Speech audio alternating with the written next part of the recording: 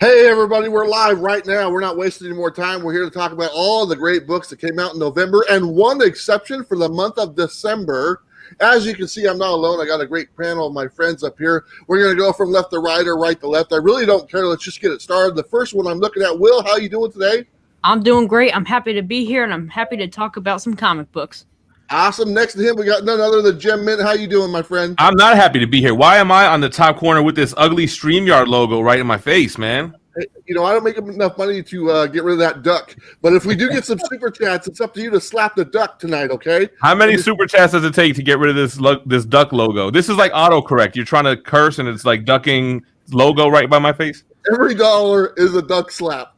So you're going to be slapping that duck all night tonight, man. The next person we got, Dylan. How you doing? I'm good, man. Just glad to be here, man. All right, everyone stick around for the half-hour mark so you can watch Dylan clean his room. That's one of my favorite parts about the monthly stream. And the last but not least, we got Rock and Robbie. How you doing, my friend? I'm doing great. Happy to be here. Thanks for hosting. And Station. There you go. Bill and Ted, he loves it. Gentlemen, let's go ahead and talk about the big book that came out this week. We are going to just spoil this right now. We're not waiting till next month because that's 5 weeks down the road. This is a big deal. So let's jump right into it right now and go King in Black #1. We'll go ahead and start off with Will. Will, what did you think?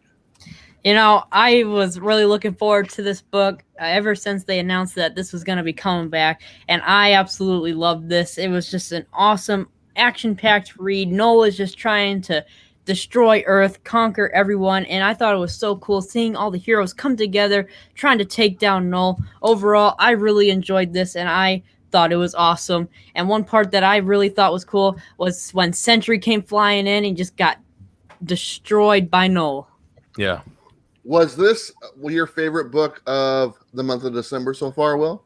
So far, the month of December, yeah. Okay, good. Jim, let me ask you, man, I know you read this book. Was there anything in here that surprised you going into this book? No, and that's kind of why I didn't give it the pick of the week, because it did everything you expected, which is, it's sad to say because we have such high expectations for Donny Cates, especially this storyline that he's been basically building up for the past, over a year. It delivered. The art was big. It was very blockbuster feeling. I loved it. For some reason, I loved it when they brought the X-Men in, because now it felt like a big deal, because you have the Venom symbiote stuff, you got the Avengers stuff, now the X-Men. It's like, all right, everybody's here. And yeah, the Sentry stuff was awesome. And I wonder, is there more to that whole I am the Void thing from Null? Because that's what Sentry's problem is, right? He's like schizophrenic or whatever, and he's the Void. He goes evil. But then Null is like, bitch, oh, can I curse on here? I'm the Void, and just totally destroys him. Yeah, you can curse. That's fine. You just got to say earmuffs first so Will can cover his ears. Yeah, come on, Will's a little guy. But you know what? I like the fact that they brought the X-Men in too, because honestly, I've been a little tired of the whole X-Men kind of having their own universe. Let's just call it what it is. The whole Ten of Swords or anything going on with the X-Men characters, X-Force, you name it. It's kind of its own thing, and it's not really dripping in to the other Marvel universe. We get that in here, which I really like seeing them. And plus, having a nice splash panel of the X-Men coming to town. They're ready to fight. The thing that caught me on this one, they didn't go in here and be like, okay, we need to set up a plan to go after Null. They already had the plans already set. Now, they're not working very well, but there was none of that build-up, like, okay, Null's coming, let's get ready and figure this out. They skipped that whole part, which I really can appreciate. Robbie, what was your thoughts? Well, I love this book. And basically what you were saying, I loved how this is one of those rare events where the Marvel Universe, they know it's coming. Like Venom had told them at the end of Venom Island, like, yo, Null's coming. It's a big deal. They got their plan. They're like, for the first time ever, we can actually see that something's about to happen. We can make our plans. We can prepare for it. And it doesn't work because they just get murked. And so does the Sentry. And I love that the Sentry gets taken out the same way that the Sentry took out Ares in Siege and the same way he took out Carnage, which I just thought was great. You were talking about the Void stuff. You know, in Siege, Bendis revealed that the Void is actually the Angel of Death, right? And it's part of the Abyss. And, you know, obviously Null's the Lord of the Abyss. So I was really anticipating some kind of connection there. And I just thought that was great. I loved this issue. Like Jim said, though, it didn't really surprise you. It didn't do anything that was surprising. Maybe to me, the most surprising stuff was the Celestial bit. Like, I thought that was Oh, badass. But so many explosive moments, double page spreads. This to me was the single best issue that Ryan Stegman has ever done. I thought it was beautiful. I thought that everything he did here would make Todd McFarlane extremely proud. And that right there is like the most McFarlane exactly. The homage first big image. page, yep. And it's just beautiful. I loved it. I thought it was hellaciously fun. It's been a long time building up to this, and I think it delivered its first issue. Very nice. Hey, Dylan, I know you're a huge fan of Donny Cates. Did it live up to the hype for you, my friend? Yeah, I'd say it lived up to the hype, but it didn't go over the hype like these guys said.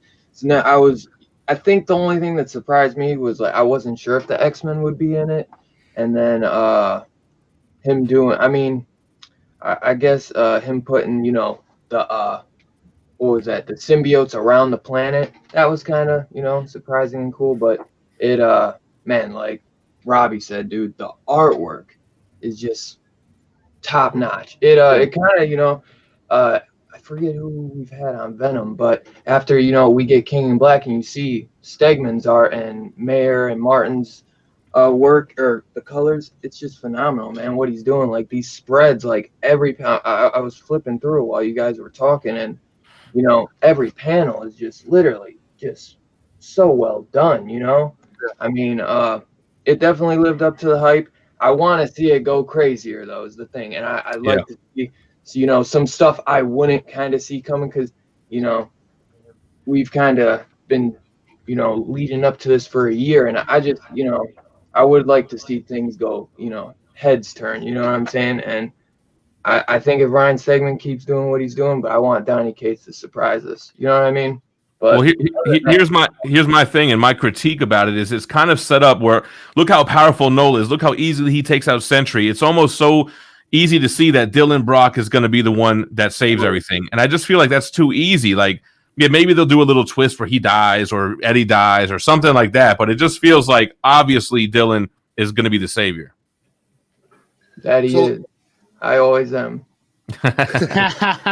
Let me ask you, did Storm die in this book? I think so, yeah. I think she did, but she can get Yeah, but who cares about mutants dying unless they die on what's the place, Morocco? Yeah. Krakoa? Is that No, the other one. Or Otherworld, I guess. If they die in Otherworld, then that's a problem. But yeah, I don't even know I didn't even remember that. Yeah, I think she did. I don't know for sure, but let's open it up on this book a little bit. But before we do, I got to tell Jim's got some work to do because we got a $15 super chat. Jim, you have to slap that duck 15 times up in the corner there. Hey. You just slap it. That's almost a month's worth of StreamYard right there. Come on, man. Yeah, 15 times, man. Hey, you're the one that's supposed to replace it with something respectable, not this Aflac duck over here. Come on, man. Be a part of the team, man. Just a few All right, more listen, times. guys. That Vampirella variant is on Indiegogo right now. Gem Mint exclusive, first one ever. There you go. All right, good enough, man. Come on, give me a break. What? How they do the boxing? You got it. You got nice. it. So all in all, obviously this is the big book of the year. To be honest, for Donny Cates. I mean, do you think it lived up to it? I mean, I really enjoyed it. I was really caught off guard how quickly they jumped into it. Yeah. I guess, Was anyone let down at all? No. And I love that they didn't waste any time.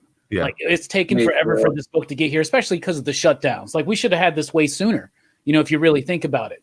So it's been an extended wait for King in Black, longer than it was planned to be. And I love how they just go right into it. And it's just, you always got to do this in these events. You got to make it feel hopeless at first, right? Yeah. And completely dire. And I think they handle that really well because how many events have you seen or how many comic book stories have you been like, they've been like, bring out the Sentry and it's over.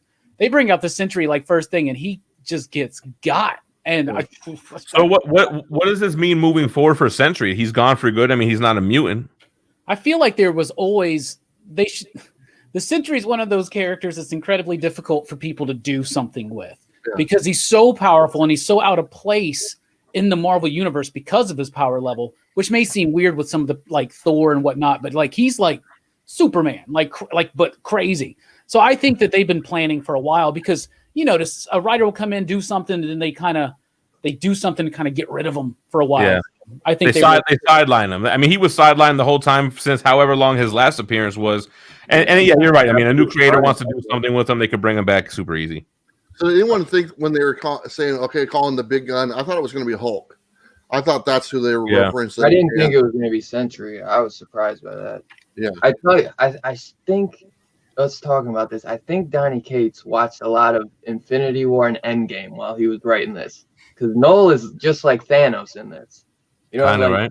And he but that's just every villain in these things. I mean, you could say the same thing about the Batman who laughs in Death Metal right now. Like it's almost the same type thing.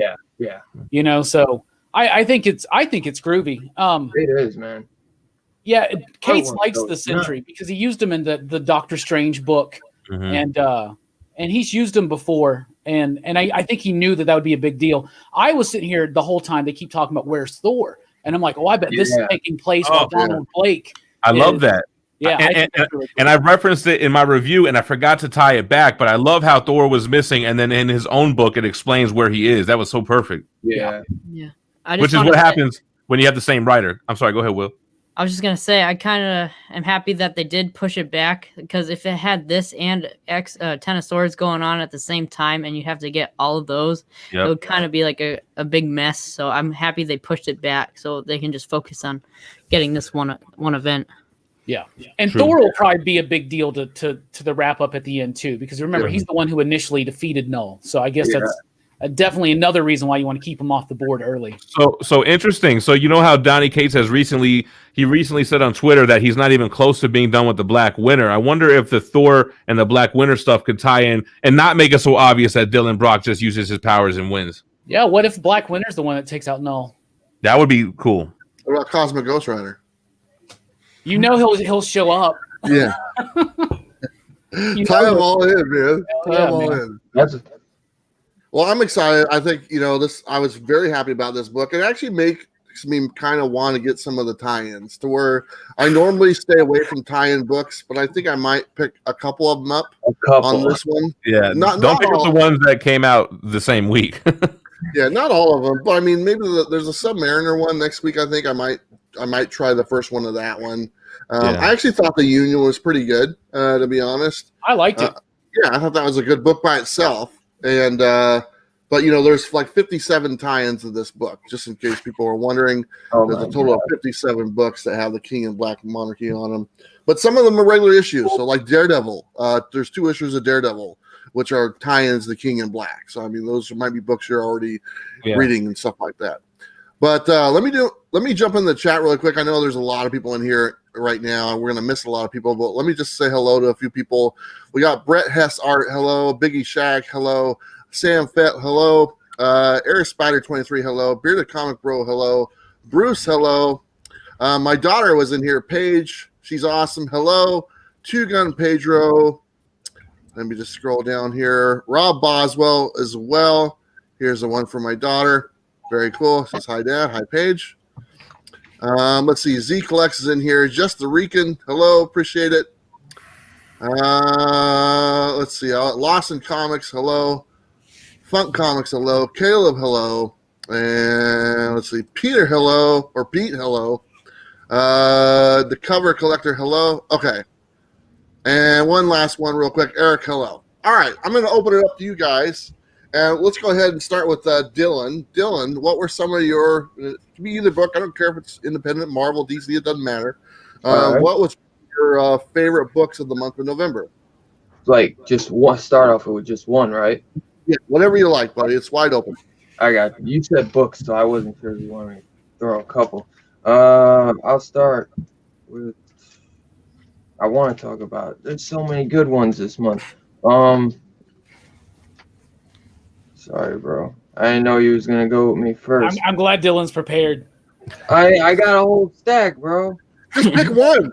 I got a card. All right, I'll say That Texas Blood because I wanted to ask you about this one. Really? Oh God. It wasn't my favorite. I just read the last 2 issues back to back, and I just want to talk. It's not saying it's my favorite, but I did it like it. I still wish that the sheriff was more part of the story. but it's the ending of the arc now, and I know you like the sheriff in it, so I just want to know what you kind of thought about it. I thought it ended pretty cool, though. I mean, I forget, I think it was issue 5 or 4 when I was like, oh, the girl killed the brother. I knew it. Yeah. She was just acting clingy as hell, and I was like, if she left this dude, or if this dude left her, she would probably try to kill him or something. And I just, and I guess that's what happened too. But I did enjoy it. I don't know what the hell they're gonna do for part 2, because this is an ongoing, isn't it, Robbie? Yeah, it's an ongoing. I don't know how I feel about this book right now. I'm done. I'm done. Well, I'm gonna read all 6 in like one sitting to see how it works, right? And where are they gonna go? This is an ensemble piece, so they're gonna keep introducing different people in the town and probably do that kind of a thing, kind of like a Twins Peak-esque type thing, almost where the character of the town is built up of the smaller characters. But I swear there is a supernatural tinge to this. That's what I saw in the first one. They start teasing in the first one, and then we never see it again. It just becomes a kind of run-of-the-mill crime fiction. Like, I know it's Sean Phillips' son is the artist, Jacob, right? But like, it feels almost too much like they're trying to do what they do with the criminal and Fatale and all that kind of stuff. I like it, but I don't know. That's what they're going to touch back on in issue 7, or on the next story arc is going to go back to the sheriff, and because it was something about his demons, you know what I'm saying? Like something that's going on in his life. So what if they kind of transfer back to that? They do. I'll probably stick with it, but I don't know if I should just trade weight it. What were you going to say, Bueller? Sorry. Here's the thing. This book started off so good. And it was like one of my favorite books right out of the gate. Like the first 1-2 issues, loved them. It dropped so much, and now we're sitting here like debating on whether we still want to read it. That's how much it's dropped off from being like one of my favorites to like, I'm done. I just got done reading issue 6 that came out this week. I know that's the month of December, but issue 6 was the end of the storyline, so 5 and 6.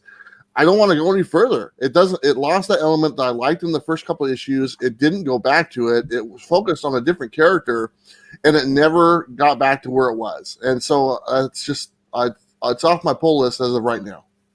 I'm fairly certain that the sheriff and his story is something that is going to be slowly built up over the course of a few arcs, I bet.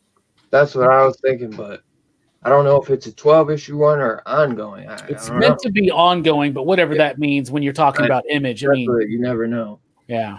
I mean, Robbie, how much of it is you're just trying to like it? Because I know how much you liked it when it came out, and now how much are you just trying to still like it? Well, I didn't like it near as much as you and Bob did. I remember when it first came out, and I thought it was pretty solid. I did, and I still like the art. I like the way that they kind of paint.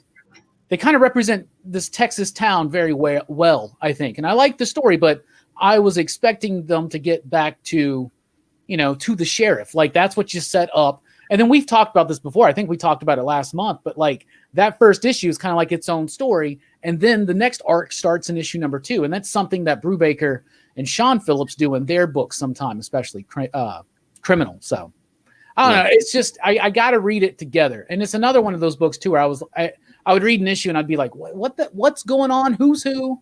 Like, what's the brother? Who died? I forgot. What's his? Oh, he's the brother. And I don't know. I have to reread it. I'm going to sit down and reread it. And sometimes that can change your opinion on something. Like I sat down and read all 22 chapters of Ten of Swords over the last week. And I actually liked it, including the part where it got incredibly goofy. So I don't know.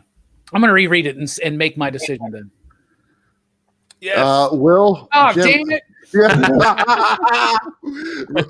I want to say thank you for the $5 super chat from Perry.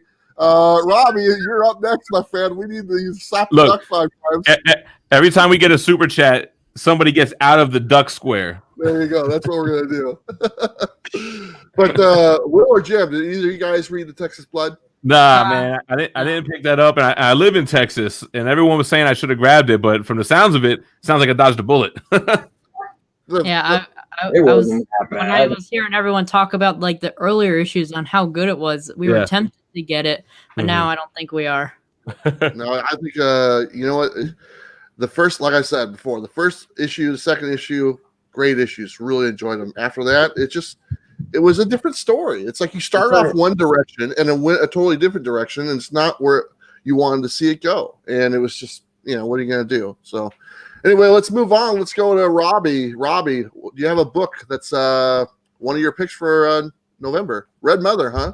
Yeah. Red Mother. Because not only is Red Mother one of my favorite books of the month, I've been thinking, because it's December, you know how we do here. I've been doing a top 10, comics of the year video for the last several years, and I've been thinking real hardcore about what my favorite comic books of the entire year are, and I keep coming back to this one. I think Red Mother is one of the absolute best comic books on shelves right now. There's not a single bit of this that is wasted. Not a line of dialogue, not a line of artwork, not a shade of color. Everything is flawless about this book. It's going to be 12 issues, so there's only 2 left. And at the end of issue 10, you really understand where we're going and the connection between the main character of Daisy and the Red Mother. This book is gorgeous. It just looks amazing. It's got that creep factor, and it's about this woman's trauma, right? But it's not like beating it. It's not like beating that subtext over your head, right? But it's done in a very delicate, deliberate, and purposeful way. I love the hell out of this book, and I think Jeremy Hahn and Luckert are crafting one of the best books of the year. It just sucks that it's not going to wrap up by the end of the year, so you can't really judge the story fully until you appreciate the ending, but I've loved every single issue of this, and I think it's just ramping up and getting better and better. It's only 12 issues, bro? Yeah. Damn. I love it too, bro. You can't feel that end coming? Like it's building up. I do, man. but I don't want it to end because I love it every issue. This is a master class in how to build tension in a comic book. Now, it's so bright, but then gets so dark. I enjoyed that issue. That issue 10 was probably my favorite issue. Issue 7 and 8 were probably a little low for me. 9 picked up a little bit, and then 10 was obviously one of my favorites. I actually just read 11 today, and 11 didn't disappoint, and only one more to go from that. But I'll tell you this, I was kind of fading on the series until that issue you just showed came out at 10, and I was like, I don't know if I'm going to stick with it, and I didn't know if they were going to cancel, or I didn't know it was only going 12 issues. I thought it was ongoing beyond that, and I think Bob told me they were finishing at 12. Yeah. So, but I'm glad that they have an end to the story. This story is the kind of one where I look forward to it having an ending. Yes. And some books don't need to be ongoing all the time. This is one of those books that I'm glad that there is an ending to it. There's a conclusion to the story, and so far it looks like it's going to be pretty good. On my weekly review, it was probably like 2 or 3 issues ago. I was reading it, and I was like, I told everybody, I was like, I think, and we didn't know for sure at the time, but I said, I think this book is going 12 issues, and if it does, I think I know where they're going, and it's going to make it one of the best books of the year.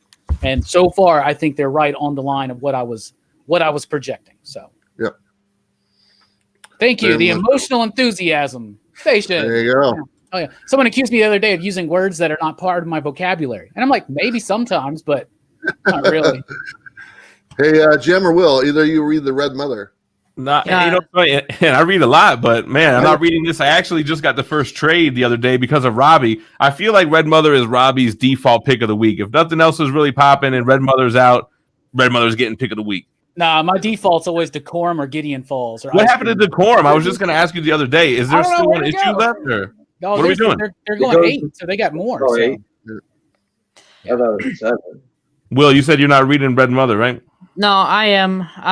Like the earlier issues of this were definitely like a slower burn, and when I read issue 10, I was like, oh yeah, it's finally kicking up, and I think this was like my favorite issue out of the whole series so far. We finally get to see like more of the Red Mother, and I just absolutely loved this issue. It's been picking up, Will, slowly. Yeah. Well, hey, let's go on to a next book. Jim, we'll go ahead and pick a book maybe you've read, since it's your pick. So go ahead. Not to be too much on Marvel and Donny Cates, but man, Thor has been like my favorite superhero book out, man. And I think the stuff that Donny Cates is doing with a character that's been around like 60 years or something like that, and just kind of finding a new way to deal with something from Thor lore, not to be a rhymer. But I think the Donald Blake stuff is amazing. The little world that he created where Donald Blake goes when he turned into Thor, and how his Groundhog Day got deterred somehow and everything went to hell and he's totally pissed off. And now I loved the first arc. And then I loved the 2 filler issues. The filler issues actually went and grabbed something from the first arc that I was questioning. Like, why was Loki able to pick up the hammer? So then everybody was able to pick up the hammer. And then it all just tied into this new thing. And I believe Donny Cates when he said he's got a longer playbook for Thor than he does for Venom. And we see what he's doing with Venom. So I'm loving everything Thor. I'm loving the artwork on there. Donald Blake will play. Yo, that's a great theory. And that would be very, very interesting to read. Shout out. I didn't see who said that, but shout out. Oh, there's T. Ravis. I always think that's Bueller. Yeah, we were talking about that earlier. Yeah. Comic Star. That's a great point, man. I didn't even think of that, but that would be better even so than the Black Winter, because the Black Winter would kind of come out of nowhere. But Donald Blake, man. So what's his deal? He's as strong as Thor, because I didn't really understand that part. He trained for all the years. He's got access to the Thor Force, right? Because of their connection or something. Well, it's the Thor Force now because Odin passed on. Yeah, right? yeah. So. Because Odin passed on. Yeah, wasn't that another reason why something was able to happen? That was Odin passing is the reason why that world. Somebody was keeping that world in check. I can't remember. Yeah. I know. I can't think of it either. I know what you're talking about, though. Anyway, it all made sense why these things are able to happen now, because Thor is gone. Odin has passed, and Thor is the one in control. And maybe all those same spells, even the Thor hammer, Mjolnir. It doesn't have the same laws since Odin's not here. So I thought all that was very smart, man. Yeah, and what a cool concept. Because the Donald Blake thing, it was part of the initial Jack Kirby, Stan Lee Thor stuff. Yeah. Donald Blake hit his cane and he became Thor. And then over time, that wasn't needed. Thor himself is just fine. And then I think it was Walt Simonson that was the one that kind of had the idea that, wasn't it Simonson's run in which they introduced the idea that Donald Blake was kind of created by Odin to teach Thor a lesson, and he lives in this other reality and this and that. And so usually when you read books like that, you're like, oh, okay, guess that's neat. Most writers skirt away from the Donald Blake connection. I like how Donny Cates addresses it in his second big story arc, and does something that I was not anticipating. Yeah. Like when he comes up and dude, the last issue, I know that 9's the one that came out in November, which was awesome. But the one that came out this week, when he's just tearing ass through Asgard and he's just taking out everybody. I hate that he got his hair cut though. I think he looks better like a wild man. But. Yeah.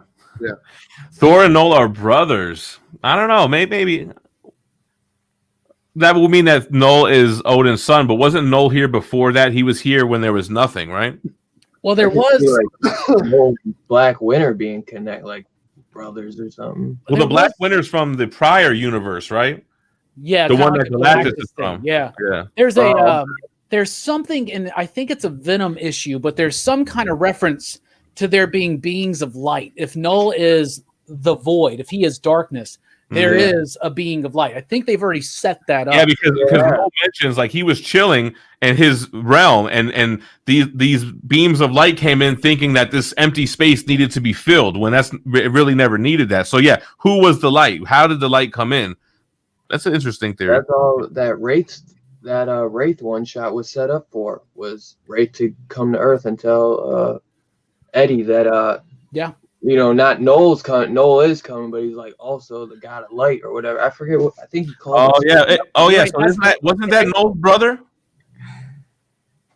Maybe stepbrother. Who knows? Who, the god of light? Or second cousin once. I mean maybe, because wouldn't he be like the opposite? He's the opposite. Yeah, I'm trying to remember that Wraith one shot. I definitely read it, but yeah, that's what he was saying. Not only Noel's coming, the god of light, so not the god of thunder.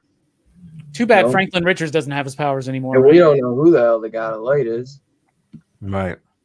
When I look on the list for the King in Black tie-ins, Thor is not on the list. None of the Thor, the regular issues, are considered a tie-in for the King in Black, which is kind of that's interesting. Yeah, that's a little surprise. Obviously. Hey, real quick on King in Black, that Union issue, that was the first issue, or was that a one shot to tie in? So first issue of the new miniseries. First issue is part of another story event. I thought that was kind of weird. Well, that's how you get them. That's how how else is anybody going to buy a book with Union Jack in it? Aside from me, who's like, Union Jack? Yes. Yeah. Most people are like, who's that? Yeah, who is that? I like I Union called him Jack. Captain Jack on accident in my I review. love Union Jack. Captain Jack. This Captain is Jack the Sparrow. tale of Captain Jack Sparrow. Captain Jack Sparrow, and it's in King in Black. I watched it back and I missed it in editing, and I watched it back. I was like, "Oh, what?" I said Captain Jack. Nobody even said anything. What if Captain Jack Sparrow is the reason that Null gets defeated? Wouldn't that be wild? What if he's the god of light? And then like Johnny Depp's going to be in the MCU as Captain Jack Sparrow. And he's not doing Pirates of the Caribbean anymore, right? So why don't There we? you go. There you go. Hey, Will, guess what, buddy? It's your turn, man. You got a book to share with us? Yeah, I'll talk about Savage Avengers. This is a book that I was never reading before issue number 14, but I had the whole series, and when I read this one, I just had so much fun with it. So I went back and read all the other ones to get caught up. And this is a book where if I just want to get away from like all the King in Black and Ten of Swords, which is already over now, and I just want to have something fun and awesome to read, Savage Avengers is the book for me. It's just so action packed, and it's just awesome. Like the dragons and Conan and everybody in it. It's just an awesome read just to get away from everything and just have a really entertaining time.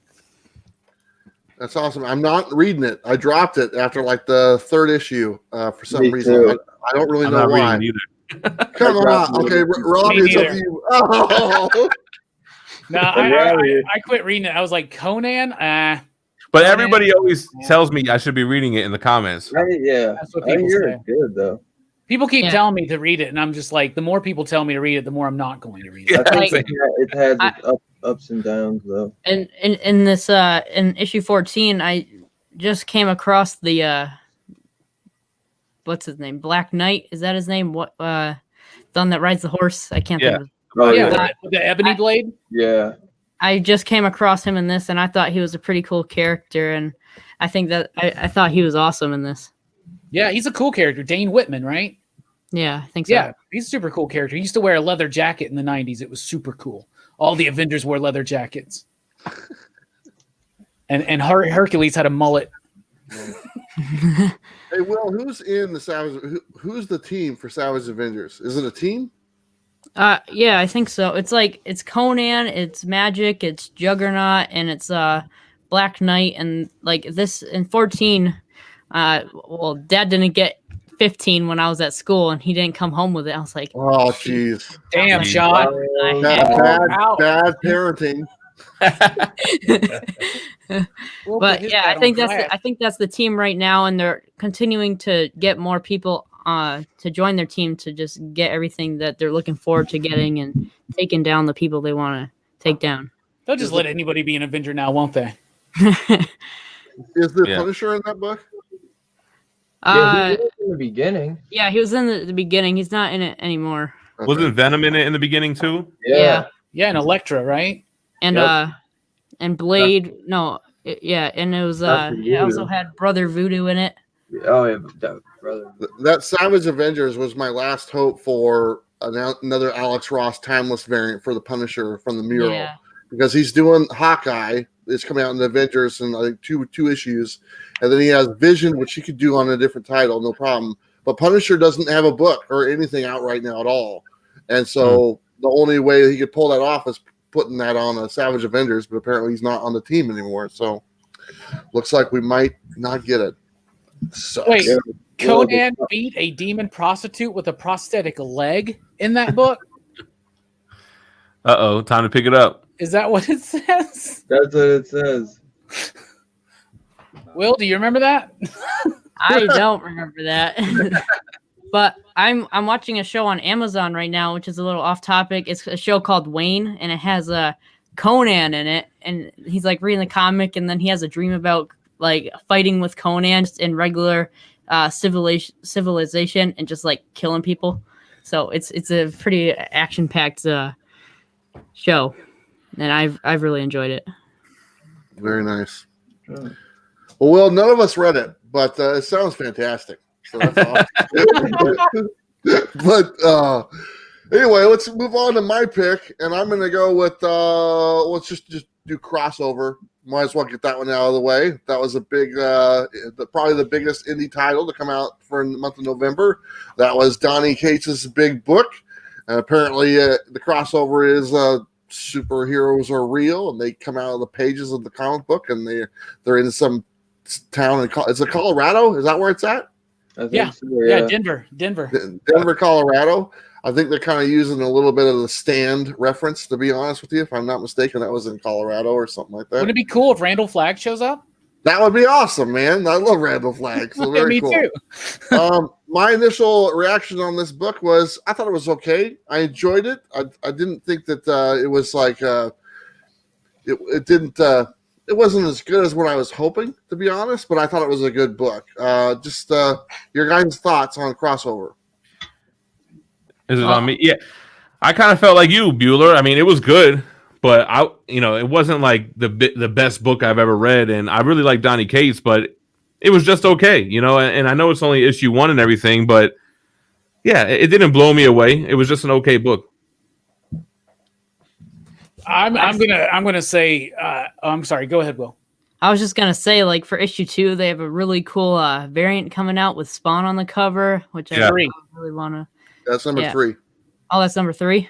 Yeah. And Kate sent a letter out to retailers saying that 3 and 6 are going to be big deals and sell out. That's what I heard too.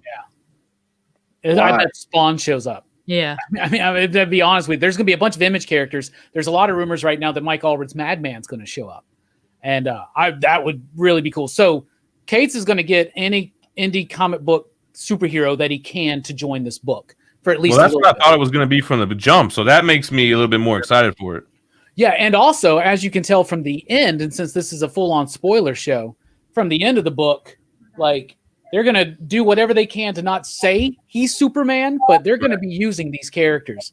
They actually, that panel right there originally was colored just like Captain Marvel, and then they had to recolor it because they were worried about it. I'm exactly the opposite of Jim and Bueller. I fucking loved, pardon my French, Bueller. I loved crossover. I thought it was amazing. It really hooked me at the very beginning when it has a quote from Seduction of the Innocent by Frederick Wortham, which is the guy that was trying to shut down comic books during McCarthyism. And then right below it, and his quote's basically being like, nothing's sacred in comic books. This will ruin your life. These people are evil. It's the seduction of the innocent. And then right below it, it goes, kids love chains. Todd McFarlane. I had a lot of fun with it. Jeff Shaw's artwork, I thought, was great. The way that he tells the story, the composition that he chooses, there's some really cool things in here as far as that goes. And in particular, that page right there, where he's actually using monitors as panels. And I just thought that was really, really cool. And the way he's doing, vertical and horizontal, I loved it. I thought it was great. I work at a comic shop, and so I completely felt, that scene when they're talking about working there. It's an interesting way to approach the idea of the superhero, and I like the idea that they're banned, they're kind of outlawed, and this dude's like, I don't want to buy your shitty Western books or whatever, but I thought it was a great, cool concept. And when Cates works with Jeff Shaw, that's how we got Buzzkill, that's how we got Thanos Wins, that's how we got God Country. So I am really, really excited for this, and plus Spawn's going to be showing up. Do you think he's trying to make a statement? Do you think that he's kind of referencing, the seduction of the innocent? Do you think he's making a statement on when books were being burned? I mean, that's kind of the thing I got in this book, to be honest. I mean, let's be honest. I'm not trying to get too deep into it or anything right now, but the idea of, I hate to even say this on your channel, but the idea of like something like cancel culture and the way that people are so quick to just be like, this is evil, let's just drop it out, like forget it even exists. It's of no worth. Yeah. That's exactly what they were doing in the 50s with comic books, and it hurt the industry, I think, for a long, long time. It set us back decades. So I really, really like it. I also love the usage of the ellipses and how, that's the lady's name, but also the way they put it in the title there. And it's just a cool idea of the ... because it's very overused at times in comics. But yeah, he's definitely making a statement, I think. But what that statement is, I think we will see as the issues progress. But I loved it. I know a lot of people said it was meh, but I loved it. Dylan, what's your thoughts, buddy? I thought it was, obviously more that issue 1 setup, because I think it's going to be a huge, huge world, you know what I'm saying? Or a huge thing. I mean, this seems really big, what he's doing. And if it's what Robbie's saying, which I'm sure it is, knowing Cates, because I mean, he gets to hyping stuff up so high that you kind of sometimes I'll be like, that was good. I was like, but why the hell wouldn't he shut up on Twitter saying this is gonna be the craziest thing ever? But I thought it was good. Artwork was fantastic, and I'm definitely looking forward to seeing how big he's gonna go with this, because I think he's gonna do some fun things. And it's kind of funny, he was hinting at that the crossover stuff in what was that, Thor 2, I think, when he had Justice League. Yeah, the Justice League in the Thor world or whatever. However you did that. I gotta tell you, Robbie kind of sold me on a little bit more, man. I didn't really. It's my emotional enthusiasm. I got issue 2 on the phone, man, and now I'm dying to read it. I know I was gonna say Jim would read issue 2 and see how it's gonna go. But I don't see, like, I was kind of like, it was kind of a lot for me. So I was kind of like, I was checking it out no matter what, because I love Donny Cates and, I love Jeff Shaw, and it was a great book, but I was like, it was good, but I want to see where it's going to go. And I think it's going to be one of those where it gets better each issue. Well, Dylan kind of mentioned it a little bit, but it's like when Donny Cates, like, his okay books are like somebody else's best book. It's kind of like he's so big now where you just want to be mind blown every time. And when I didn't feel that way, I was like, it was okay, Exactly. Will, did you read this book? Yeah, I read Crossover. I thought it was good. I definitely feel like there's like a ton of tie-ins that are going to be coming into this. I thought it was a good first issue for Donnie, even though he does have a lot of stuff planned for this. So I want to see what he has coming up for this book. I will say this. If you look at Crossover and you look at King in Black, okay, Crossover glosses over the whole battle and everything and goes straight to the story and the comic thing. King in Black does exactly the opposite. Goes right into the battle, and you're spending the whole book in the battle until the very end. And it's just both of the writings are very good. Like I said, I like King of Black a little bit better, but Crossover is what it is. I do think that this is only a 6-issue series, correct? I think it needs to be more. I think it needs to be more than 6. I think I think it's an ongoing, Bueller. Really? I don't know. It seems too big for a 6-issue. Yeah, I mean, there'd be a lot to cover, and I kind of have a feeling. I mean, do you think maybe they work something out with DC where they slap Superman in there at the very end? No way. There's going to be a Superman figure in there, though. Right. And there will be figures that represent Marvel characters and other things like that. But you're gonna the actual superheroes you'll see will be indies, and that's where we're going to start seeing a lot of excitement over the next coming months. We're seeing these characters like Spawn, Savage Dragon. I bet's coming up, right? Twitch. I love them Spider-Man point LRs. But I think you're going to see. Madman is rumored, and if Madman's on board, I mean, how cool would it be to have Hellboy just randomly show up? Right? You gotta get Erica Slaughter up in there. Oh no, that's Boom, right? Yeah, that's Boom. But why not call up Tiny and get her in there? Sure. You see, issue 3 had that robot picture. Yeah, like it looks like a Gundam or Shogun Warriors or something, doesn't it? I was trying to think who else Image has right now. Rick Grimes or somebody. He's dead, but I bet Shadowhawk will show up. I mean, where's he been? Right. He's been sidelined like Sentry. Oh, and he got ripped in half. Wait, don't they got Invincible? Yeah. Oh, and yeah. That's the Kirkman character. Maybe Stealth. Maybe Stealth will show up. Ooh, I'd love me some Stealth. That's what I was trying to think. I was like, what was that most recent superhero one? Stealth. Maybe some of the Silvestri stuff like Velocity and. I'm sure like who knows? Wildcat's son is going to show up, or people are going to lose their minds because what is the solicitation for issue 3 says kids love chains or something like that. Yeah. So that's I think the issue where we're getting spawned. Plus we got that variant covered by McFarlane. So yeah, and me, I'm a recent inductee into the Spawn fan Hall of Fame. So dude, I love Spawn so much. Yeah, I love Spawn ever since. That's one of the books I first read as a kid. Those were the covers that just captured me more than anything else that was on the shelves. Yeah, that's the same for me. Like I'm trying to collect the whole Spawn run, and I almost have 1 through 100 right now. But yeah, like you said, Jem, like those covers really attract my eye. Yeah, the problem with collecting Spawn is that it gets so low print in the 200s, and now it's way more popular again. So those are so hard to find.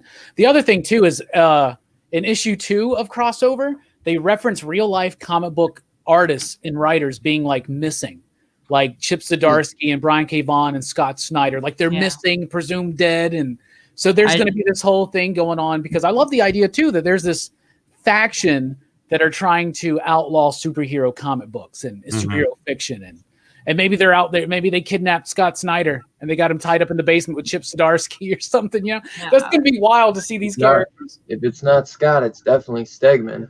I saw it on his Donny Cates Instagram, and it was showing like a panel, and it was like Chip Zdarsky has been brutally murdered. Yeah, I'm not calling right now. Donny Cates is actually in the book. He's actually in the book himself. He's going to write himself into the book.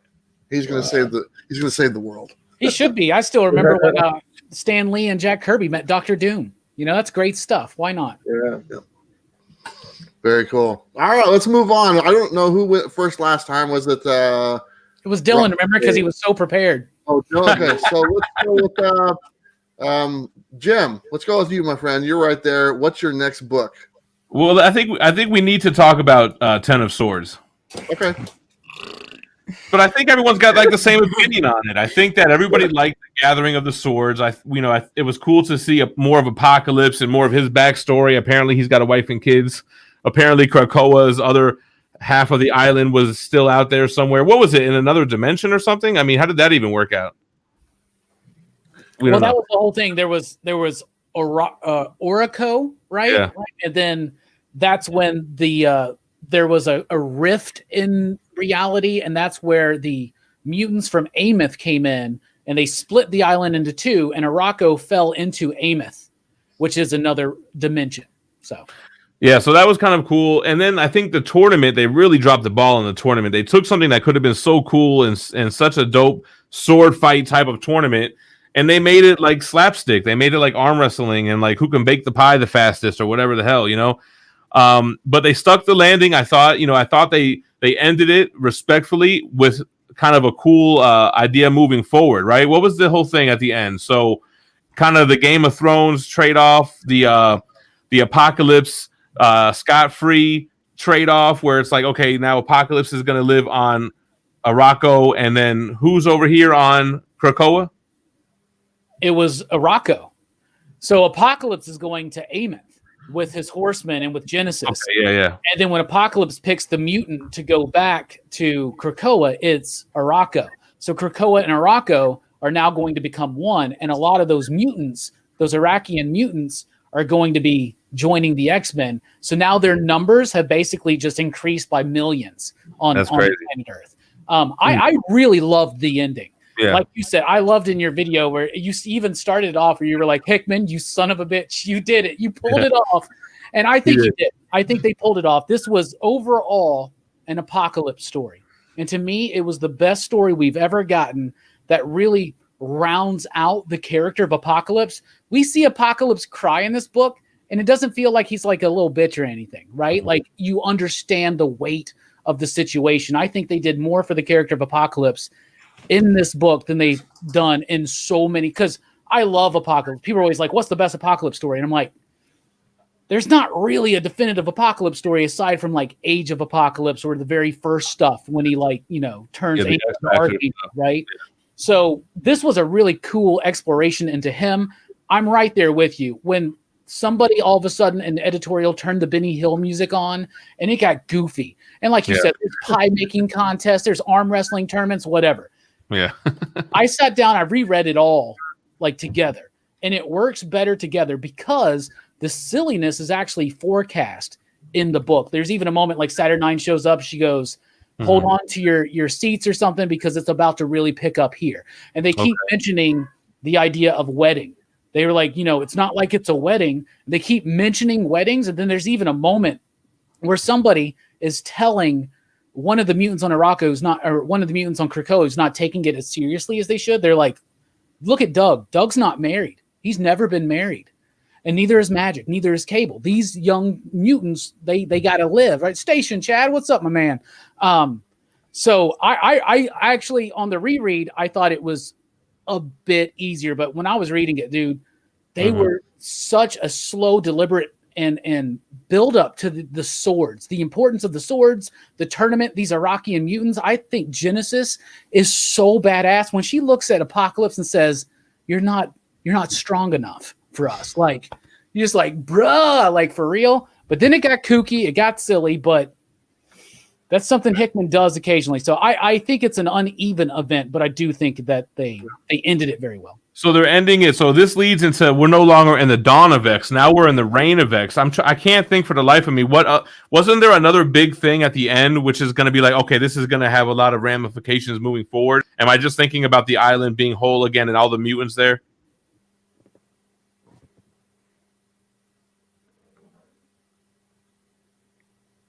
I think Robbie went mute, or I can't think of any. I forgot to hit the button. I'm sorry. No. I can't think of anything. On Robbie. I can't think of anything super big. I know that Sword's going to be a part of it. The whole the satellite or whatnot. Man, maybe I'm missing something else too. But the whole resurrection protocol got flipped. You know, so yeah. There because you read the new Hellions, right? Yeah. And so now you got like Wild Child and Nanny. Like what? But you know what's funny, Robbie? So I made a decision. The last X Factor, I'm like, yo, I'm not gonna read X Factor anymore. And then I dropped it, and then I saw your review, and you were like, this is the worst book ever, or something like that. I was like, yes. I dropped so many books that when I watch your review, you always say that it was a chore to get through or that you didn't like it. So I'm always like, man, I got good drops. Yeah, right. You know, and then at times I just can't drop them. You know, like I can't seem to let go of Spider-Man for some damn reason. Man, first of all, I was gonna say, should we talk about Ten of Swords or Spider-Man? Spider-Man has been dope, man. I think Spider-Man has been the most fun during the Sin Eater storyline and whatever the current storyline is called than the whole run prior. I mean, I can't believe they gave Nick Spencer's 50-something issues in, and I'm finally starting to like it. Well, first off, before we jump onto that, let me just say about the Ten of Swords, man. I'm over the X-Men books right now. I read a few of them. I didn't enjoy them. There's the X-Men. All the X-Men books kind of have I don't know if this makes any sense. They kind of have a Camelot feel to them. No. Only Excalibur has that feel, and I don't like that either. But I mean, I don't think X-Men or X-Force or Wolverine or a lot of those other titles have that feel. Well, I thought the Ten of Swords event did have that. Ten of Swords, and that's what I was worried about, because the Excalibur Camelot aspect is the only thing I really disliked about Dawn of X. And then when I saw Excalibur was kind of going to be themed in there, I was like, oh, here we go. This is going to be whack. But then I liked it, and then I didn't like it, and then I liked it at the end. But yeah, I totally am with you on that. I'm not into the whole Camelot dragons, castles thing, you know? Yeah, I want more grounded X-Men. I want some X-Men stories that I'm more consistent with maybe my Claremont stories I really enjoyed. Those are grounded stories, aren't they? Well, come on, Robbie, you know what I'm talking about. The Shi'ar, Phoenix Saga, Starjammers. The X-Men jump into the King in Black. I enjoyed that a little bit more, okay? Because they're on the streets of New York City, okay? Or whatever it is and stuff.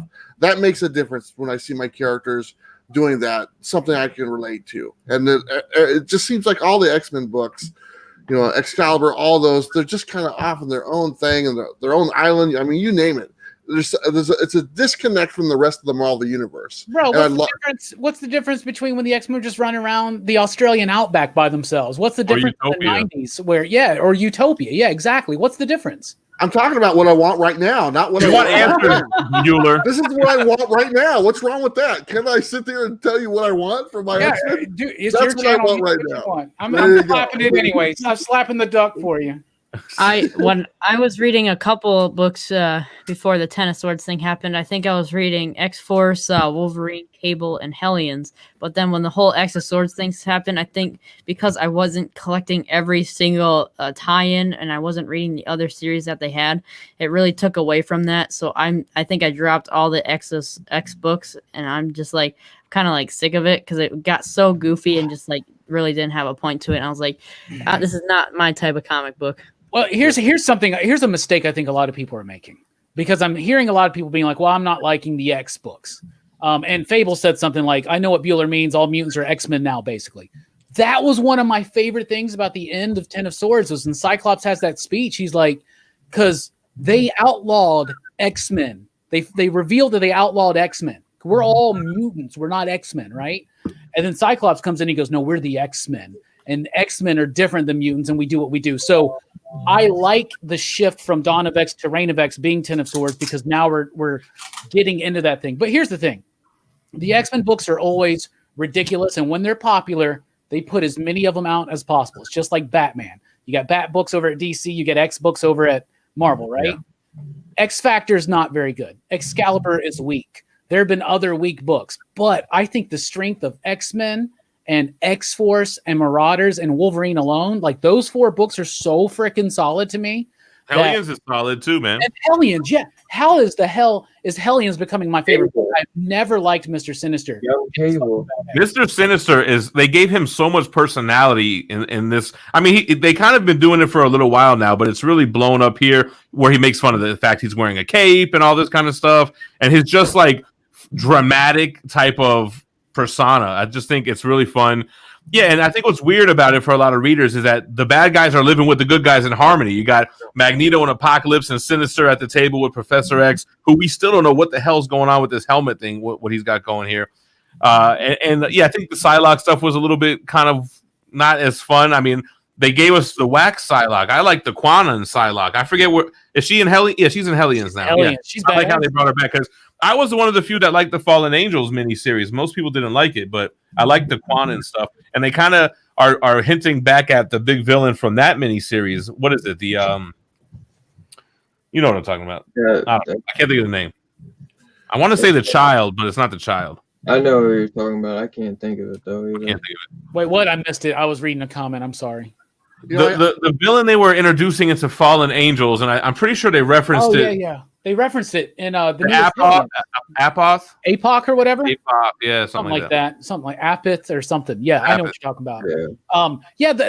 I like Psylocke. I've never really liked Betsy, I guess. You know, like the Captain Britain stuff's not that exciting to me, but I do like how they're leaning a little bit into some of that Moore stuff that he did with Alan Davis. Alan Moore and Alan Davis did the Captain Britain stuff in the 80s or 90s, and that's where Saturnine comes from. That's where the Captain Britain Corps. That's where the term 616 comes from.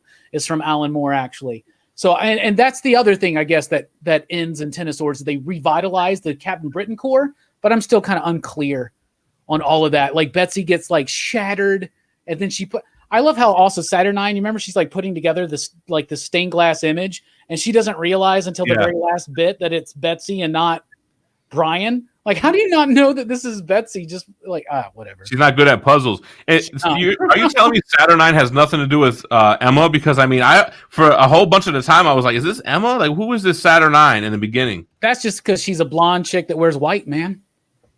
That's why you were thinking that, right? Oh, my look. Yeah.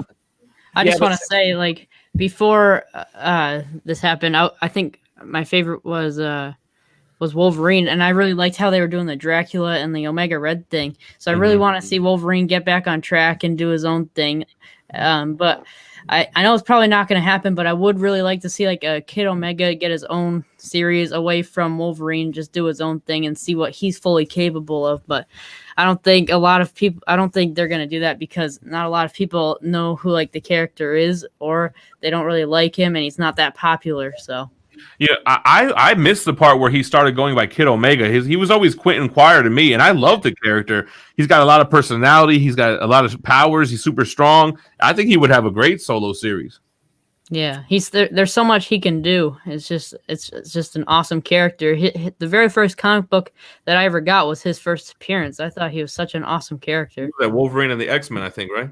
No, that was Grant Morrison's New X-Men. It was New X-Men, yeah. Yeah, and he's called Kid Omega back then. I love that character. I think Quentin's an amazing character. He was the guy that first wore the T-shirt. Magneto was right. Yeah, so, like I love that. I'm gonna get a T-shirt that says Bueller was right. There you go. Hey, I'm just saying, man. Here's the thing. I just feel as though the X-Men and all the X-Men books are on their own universe, okay, and they're not integrated into the rest of the Marvel books. And yeah, but I mean, there's so many mutants. It's almost like I don't know. It's almost like you got to do that with how many characters there are. Yeah, but you're missing out on sharing that universe with like some of the villains or some of the heroes and stuff. I mean, they're doing it now because they have the event King in Black, so you're going to see that crossover. Right. What about But X-Men besides that, Fantastic Four? I like X-Men Fantastic Four. That was good. Yeah. Yeah, I like stuff like that. I agree with you. It just seems like it's so separate right now, and it's just like everything that takes place with huge events in the X-Men books have no consequences at all on anything else. Yeah, it just affects them, but I think that makes sense because the whole point of Hoxpox was to make them their own nation, their own government. So all these things that they're dealing with does only affect them because they're not part of mankind right now. But I mean, I understand your complaint, but I feel like Hickman made it so that there's a reason why it doesn't do that, I mean, they showed up in Empire, which was kind of whack. And they're showing up in King in Black. There's there's too much separation in the world today. We need to bring them all together. That's the point. That's what they did, because no matter what they did, in 8 timelines or 8 lifetimes of Moira McTaggart, they always died at the hands of Sentinels or Nimrod or something. So this was the Doctor Strange 14 million scenarios where they can coexist by not really coexisting, just kind of living on their own island, their own country. Can I just be honest? I'm just going to be honest. They confuse me. I don't know what the hell's going on. No. I can't keep track. Let me just be honest about the whole X-Men thing. I don't know what's going on. I read like 3 of the Ten of Swords. I didn't know what happened. It was just crazy. I need something more basic. I might have to start reading IDW books that Marvel puts out. Those ones might work out better for me. It probably helped. I've read every title since House of X, Powers of 10. I read every issue except this new X Factor issue is the first X title that I dropped that I haven't read. Yeah, but it might have helped reading all that. Yes, I'm done with X Factor, man. X Factor is whack. It's such a chore. It's so wordy too. But Beeler, here's the thing. Let's say House of X, Powers of 10 come out. How would you feel if now every Marvel book for that month had a Hoxpox tie-in, so that it was them responding to that? Like, we don't want that. We argue all the time and we say we don't want all these meaningless tie-ins and all this. And you're saying, oh, the X-Men feel like they're too far on their own. It's not reflecting the other books. Come on, man. I absolutely agree with you. They are on their own and they don't reflect any other books. Well, that's what I'm saying. It's like you read the same X-Men books I did in the 80s and 90s. That's how it's always been, bro. I appreciate you proving my point, Robbie. Thank you so much. Just for that, Robbie staying in the Duck Square all show. I don't care. Who cares? Somebody super chat this guy $25 so he can get StreamYard next time that he can host the show. He made more than that super chat in this one show. Yeah. Go ahead and sign up for it, Bueller, and get rid of this thing. Do the $50 a month so you can stream 1080p. Hell no, man. Hell no. Yeah, I won't do that. That's worthless. Right. I did it, but then I stopped. I was like, that's probably not worth it. Let's move on from the X-Men. We've kind of killed that. But Will, you're up next, buddy. You got another book for us. All right. I think the next book I'm going to talk about is a book I talked about the last time we did this show, and I was the only one reading it again. And it's like a lower, like, I don't think anyone's reading it, but The Prisoner, issue number 2. Nah. Yeah, that's what I thought. How was Robbie not reading it? What company is it? He didn't order it. That's why he's not reading it. Source Point? Yeah. Yeah, I don't know. They think they send me my stuff to my other email that I never check. I mean, I'm honest. I'm being honest. I think there's another email that I never check because my email has a 420 in it. So, like, one time I decided I needed a more professional email, and I never check it. He's got the Stay Stone 42069. Yeah, Getting high 42069, Mad Dog 2020 at gmail.com. At Hotmail, at aim.com. It's Hotmail. Will, what's so good about that book, buddy? It's a 2-issue limited series. So in every issue, there's just so much going on, and it's absolutely awesome. But I think the thing I like most about this is the art inside the book. It's just so awesome, and I think it's some of the best independent art for like a smaller independent company. I thought this was awesome. It's about a guy who's like a paramedic, and he's going through these troubles, like trying to help people, but they won't let him help. And one of these times when he's helping people, he gets like like a dart in the throat, and he's captured by this huge giant like butcher kind of guy, and he's like kept away in this abandoned warehouse where he's like gonna be tortured on and just being there for the rest of his life. And this little kid tries to come and help him, but the same thing happens to him. And this big villain guy is just like, nope, this is not happening. I'm gonna destroy you all. But then when they finally like want to get out, they won't kill him. They just beat him very badly, and because they want him to go to jail and let everyone know everything bad about him, and he wants to be alive just in jail for his whole rest of his life. Just let everyone know that how bad of a person he was. It's just an awesome independent book that I wish it didn't come to an end. I thought it was amazing. I have to check it out, Will. It sounds really cool the way you sold it. Yeah, I remember you sharing it last time, and apparently you didn't sell it good enough because none of us picked it up. Well, Robbie said the exact same thing last time. So. Yeah, really? It's sold out. That's just my go-to answer, I guess. That sounded really good, Dylan. I think I might check that out. Yeah, I never It's saw it. I never saw a copy of it at my shop. There was only like one copy at our store for each issue, and it sold out on the website. So, No. Yeah, my shop didn't stock it either, man. Those bastards. I know. I have to talk to screwed them. me. I have to talk to them. Well, you're 0 for 2 tonight, buddy. Let's move on. Dylan, you got another book for us? Yeah. I liked man. Dylan's got to shuffle through his stack. There's some, man, even when I have a couple put to the side, I There you can't go. pick. This one, I know Will talked about this. I think He talked about does more than talk about it. But this one really ramped things up, man. I see this girl clingy as hell, man, and I just see I'm just waiting for it to all go down. But Jen Hickman, she does, I think, does she do the art and coloring on this? They do. Fantastic. They do, Even yeah. you gotta give props to the letterer. You know what I'm saying? The lettering in this is really well done too. But yeah, man, this book has been crazy. Look at Dylan shouting out the letterer. Hell yeah. Hell yeah. Hey, It's a bit of car. No, it's not. It's not Bidikar. It's Bolin, but good enough. Thank you. But yeah, man, I love this book, Dylan. It's great, dude. And it's weird, and they're doing that thing with the eyes now, man. You know, with the double eyes. Yeah.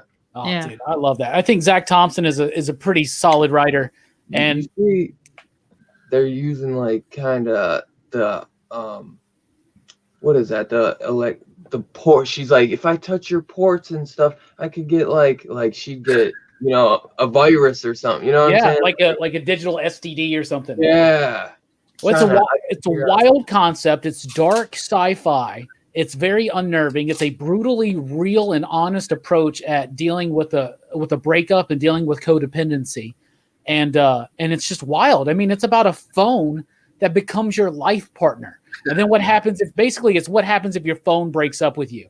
But I love it. I think it's a great book. And Jen Hickman, their artwork is amazing. They've done work on Moth and Whisper, on Test, now Lonely Receiver, and at all times, Jen Hickman always shifts up their style so that it's different and fits the flow and pace of the story, the atmosphere. This book is incredibly atmospheric. Yeah, I'm really enjoying this book. It's definitely like a kind of like a horror romantic sci-fi.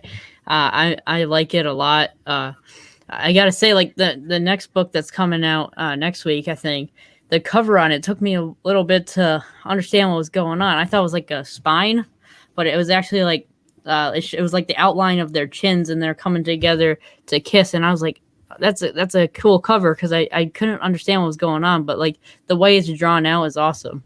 But this is a book I'm for sure really liking. There's also some really weird and rather steamy lesbian scenes that I think Will really responds to. Yeah. I think it's only 4 No, issues. because Will's a mature reader. That's what I'm saying. He is. There was that one book, I can't remember. What was that one book? And there was this babes for days in that one. Hey, Will, are there any books that you get? You're like, hey, Mom, look at this. Is this one of those books? What? No. This is not one of the books you share with Mom? Like, hey, look at this, Mom. This is awesome. No? What? Exactly. Weird stress, Bueller. It's all right. It's good stuff. I still haven't gotten this book. This is another book that like I have not been able to find at my LCS. I never even heard of it. Yeah, it's Aftershock puts it out. I think they're 3 issues in. I think the 4th issue comes out next week, and I don't think I've ever seen it at my shop, and I wanted to. It sounded interesting. I covered it on my top 10 when the first issue came out. It was just one of those books that's eluded me, so it sounds like I'm missing out. Well, if X-Men confuses you, I don't know, Bueller. I don't know if you should read this one. X-Men's more confusing. Really? X-Men's confusing when you haven't read anything since House of X1, and then you try to read 10 of Swords issue 3. It's like, okay, you're definitely going to be confused. I've read it all, and it still confuses me. Robbie is out of here. Oh, no, don't try to... Why'd you kick me out, Bueller? No, I just wanted to move Dylan up there because, Nice. Dylan gets the corner spot. There you go. Hey, you didn't get no super chat. I know, but you agreed with me about the X-Men, man, so I got to give you some. So I get screwed? Really? Another should agree with you again. You got the duck square, yo. There you go. Okay. Who was that? Was Dylan's pick. Anything else to add on that there, Dylan? No, just I wanted. It's a 4-issue run, isn't it, Bueller? Or you? I don't know. I'm not on it. Will probably knows. He's definitely on it. Or Robbie. I thought it was like 5 or 6, but I'm not sure. It feels like it could be done in 4 to 5, honestly. Thompson usually does 5 issues. So. Yeah. Dylan, you got to hit the duck. Yep. Jesse gave us the $5 super chat. Oh no, you gotta slap it. You gotta slap it 5 times. No, I'm good with that. You got to sure you can it. Robbie are the best. What is this Christmas already? I'll have to check out the other dude out there in his channel. That's Will. Check out the Will. Did you just call me the best? Did you just call me the best? Dylan's the other guy. Oh, Dylan. There you go. See, Bueller gets confused by super chats. So Bueller could be the other guy. I do. I don't know what's happening. Hello? Whose turn is it? Who cares? Robbie, it's your turn. All right. I got one I want to talk about. How about that one right there? Oh, that's what I was gonna pick if I got called again. That book is amazing. Dude, I love this damn book. First of all, Alex Jones is in this issue, so that's cool. Let me tell you something, Joe Rogan. So there he is right there. I mean, that's the perfect encapsulation of him. I really like this book. Martin Simmons going next level with the artwork. If you're familiar with his artwork on books like Friendo or Punk's Not Dead, this is something way different. It's something completely inspired by like Dave McKean or a Bill Sienkiewicz. I love it. Now, I think they really tackle, we all know what the Department of Truth is about. What if the belief of the populace can actually change reality? So reality is incredibly subjective. So the more people believe in a conspiracy theory, for instance, like the flat earth, it starts becoming true. They deal with JFK stuff. And we already said they're going to be dealing with all these different conspiracy theories, and even the ones that are a little bit harder to deal with. Just wait till the 9/11 issue, Bueller. So this one deals with the school shooting in Sandy Hook and the idea that Alex Jones had that it was all like a false flag operation and this and that. But I thought that the way that this is a tough subject to handle in this kind of a book, and I think that James Tynion handled it as delicately as he could, with as much of an emotional impact as he could. I love this book. It keeps reaching, and it keeps making it. And I think that this is on pace to be one of the best books Tynion's ever done. I love. Yeah, because they show the mother of the child the tape where she's agreeing to do all this, like the government tape, and she doesn't remember it because she knows what the media, I guess, made this out to be. She didn't remember the real truth, which is no longer real. Exactly. But what I love is that it's kind of both, right? So you got her, but she doesn't remember making this tape. So where did this tape come from? Right. And the way that the subjective reality is imposing, I love, like the agents of the department are asking each other, is her kid alive? And then that gives her like this crazy predicament. Like, what if my kid's alive? If my kid's alive, like, does that supersede my connection to the truth, my desire to the truth? Is that superseded by my desire to have my son back? And I thought that was a really cool kind of way. I mean, like I said, I know it's heavy. I know it didn't really necessarily, I know it was a bit heavy for a lot of people, right? But I loved it. And if you're going to do a book like this dealing with conspiracy theories, this is the kind of stuff you're going to deal with. Like I said, just wait till he gets to the 9/11. That's going to be crazy. I didn't know that was coming. Well, I don't know for a fact, Right? but I know conspiracy theories, and so I just kind of felt like he made like a reveal and something is killing the children, very similar to this kind of reveal. Like the monsters are only real, and something is something is killing the children if you believe in them, or something like that, right? well, they're real, but only like the children can see them, right? So Yeah, but in the last issue, there was more of a reveal, though, that it was more so of they only exist if you believe them, and adults don't believe in monsters, only children. That's why they can see them, or something like that. that might make that I don't remember picking up on that one, but you're probably right. But I love the idea of I believe some crazy things, and I do believe that reality is a bit subjective at times. I believe that we have as a species more power over reality than most people think we do. And I'm a big conspiracy theorist. I really like digging into them. Now, I've never been into the Sandy Hook conspiracy. I think that's ridiculous, right? But if you're going to dealing with that's a way that conspiracy theories can go wrong, right? With the Sandy Hook tragedy and how that affects people. Like people are going to people's houses, like calling them liars and shit. And they literally, their kids had just been murdered. And, that's a terrible thing to deal with. And well, Robbie, the artwork, oh my goodness. What's interesting about what you just said is kind of what I like about this book. So you believe in a lot of conspiracy theories, but not that one.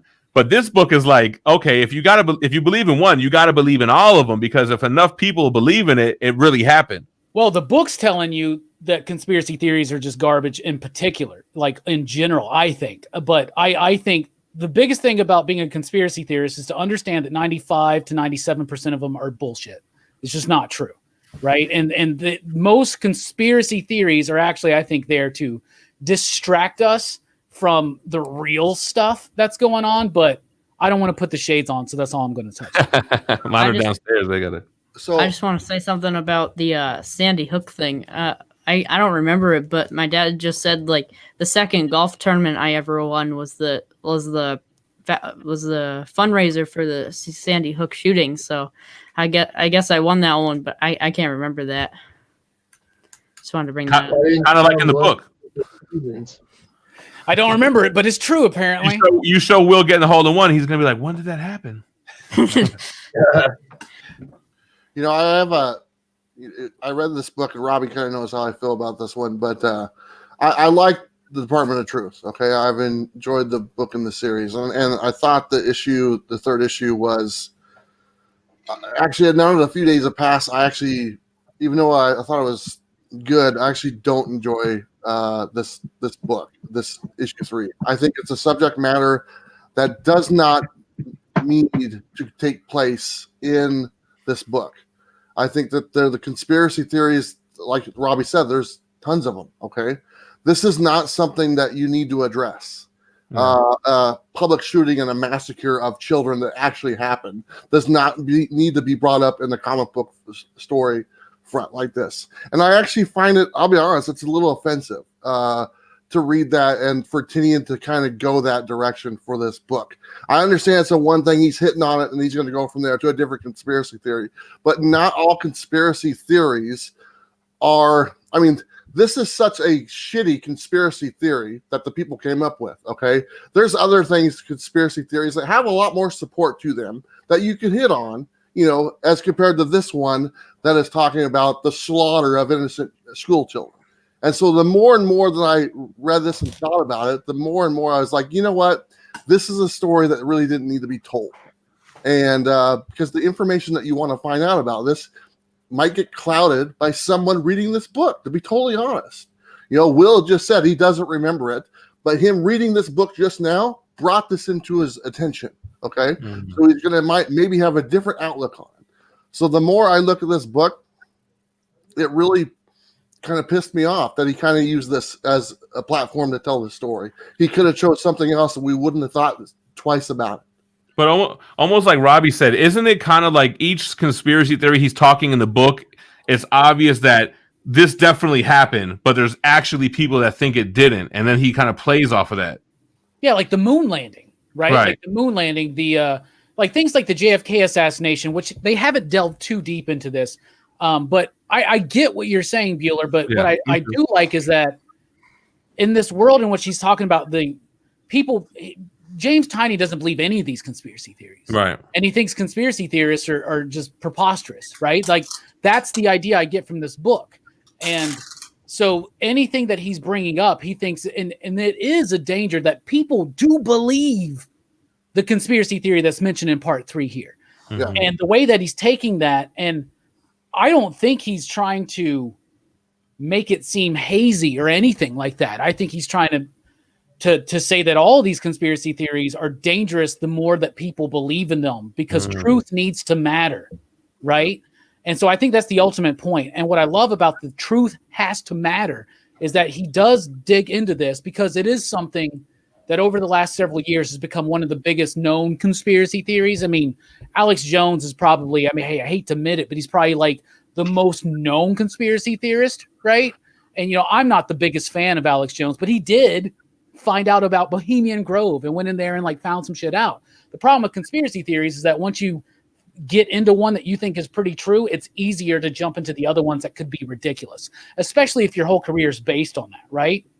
But I love the emotional impact on the mother in this, and that's setting her up to be a big deal. Plus, Tiny is actually saying a lot about gun culture in America in this issue. And that's why I said in my review, I was like, there are panels and like whole pages in here that I would love to have art for. I mean, things like that right there, like that one right there. Like, I think it just makes kind of a statement. And I think that's what he's doing. I get it. I don't think he uses the tragedy in any kind of way that's not respectful, but that's just me. But I get what you're saying, Bueller. Yeah. I mean, also say that Bueller's favorite comic book this year is called this. Just Well, I mean, that's something it. that's based in fiction. It's I get it. real. It's a monster. Monster stories and kids have been around for years and years and years and stuff. But to take something that's fresh. As a parent, Jim's the same boat. He has parents, he has kids and stuff like that. And then Will, he's obviously a kid right there and stuff. But, to read stuff like that. And there was another book that came out the same week, I think you know which one I'm talking about, that dealt with a subject matter that, damn it, I just don't want to read about that stuff. I understand. It doesn't interest me. That you don't need to put that type of thing into a story. And now the other book, what was it called? Something with monsters or something like that. I Walk with Monsters. I didn't read that one. Now it's dealing with monsters and stuff like that, but it's dealing with another subject matter that is really like, wow, it's not something I want to read about. I don't want to read about sexual predators that were after children. That's not what I want in my comic book. Now, this is not a political statement I'm trying to make. This is just something I don't enjoy reading about.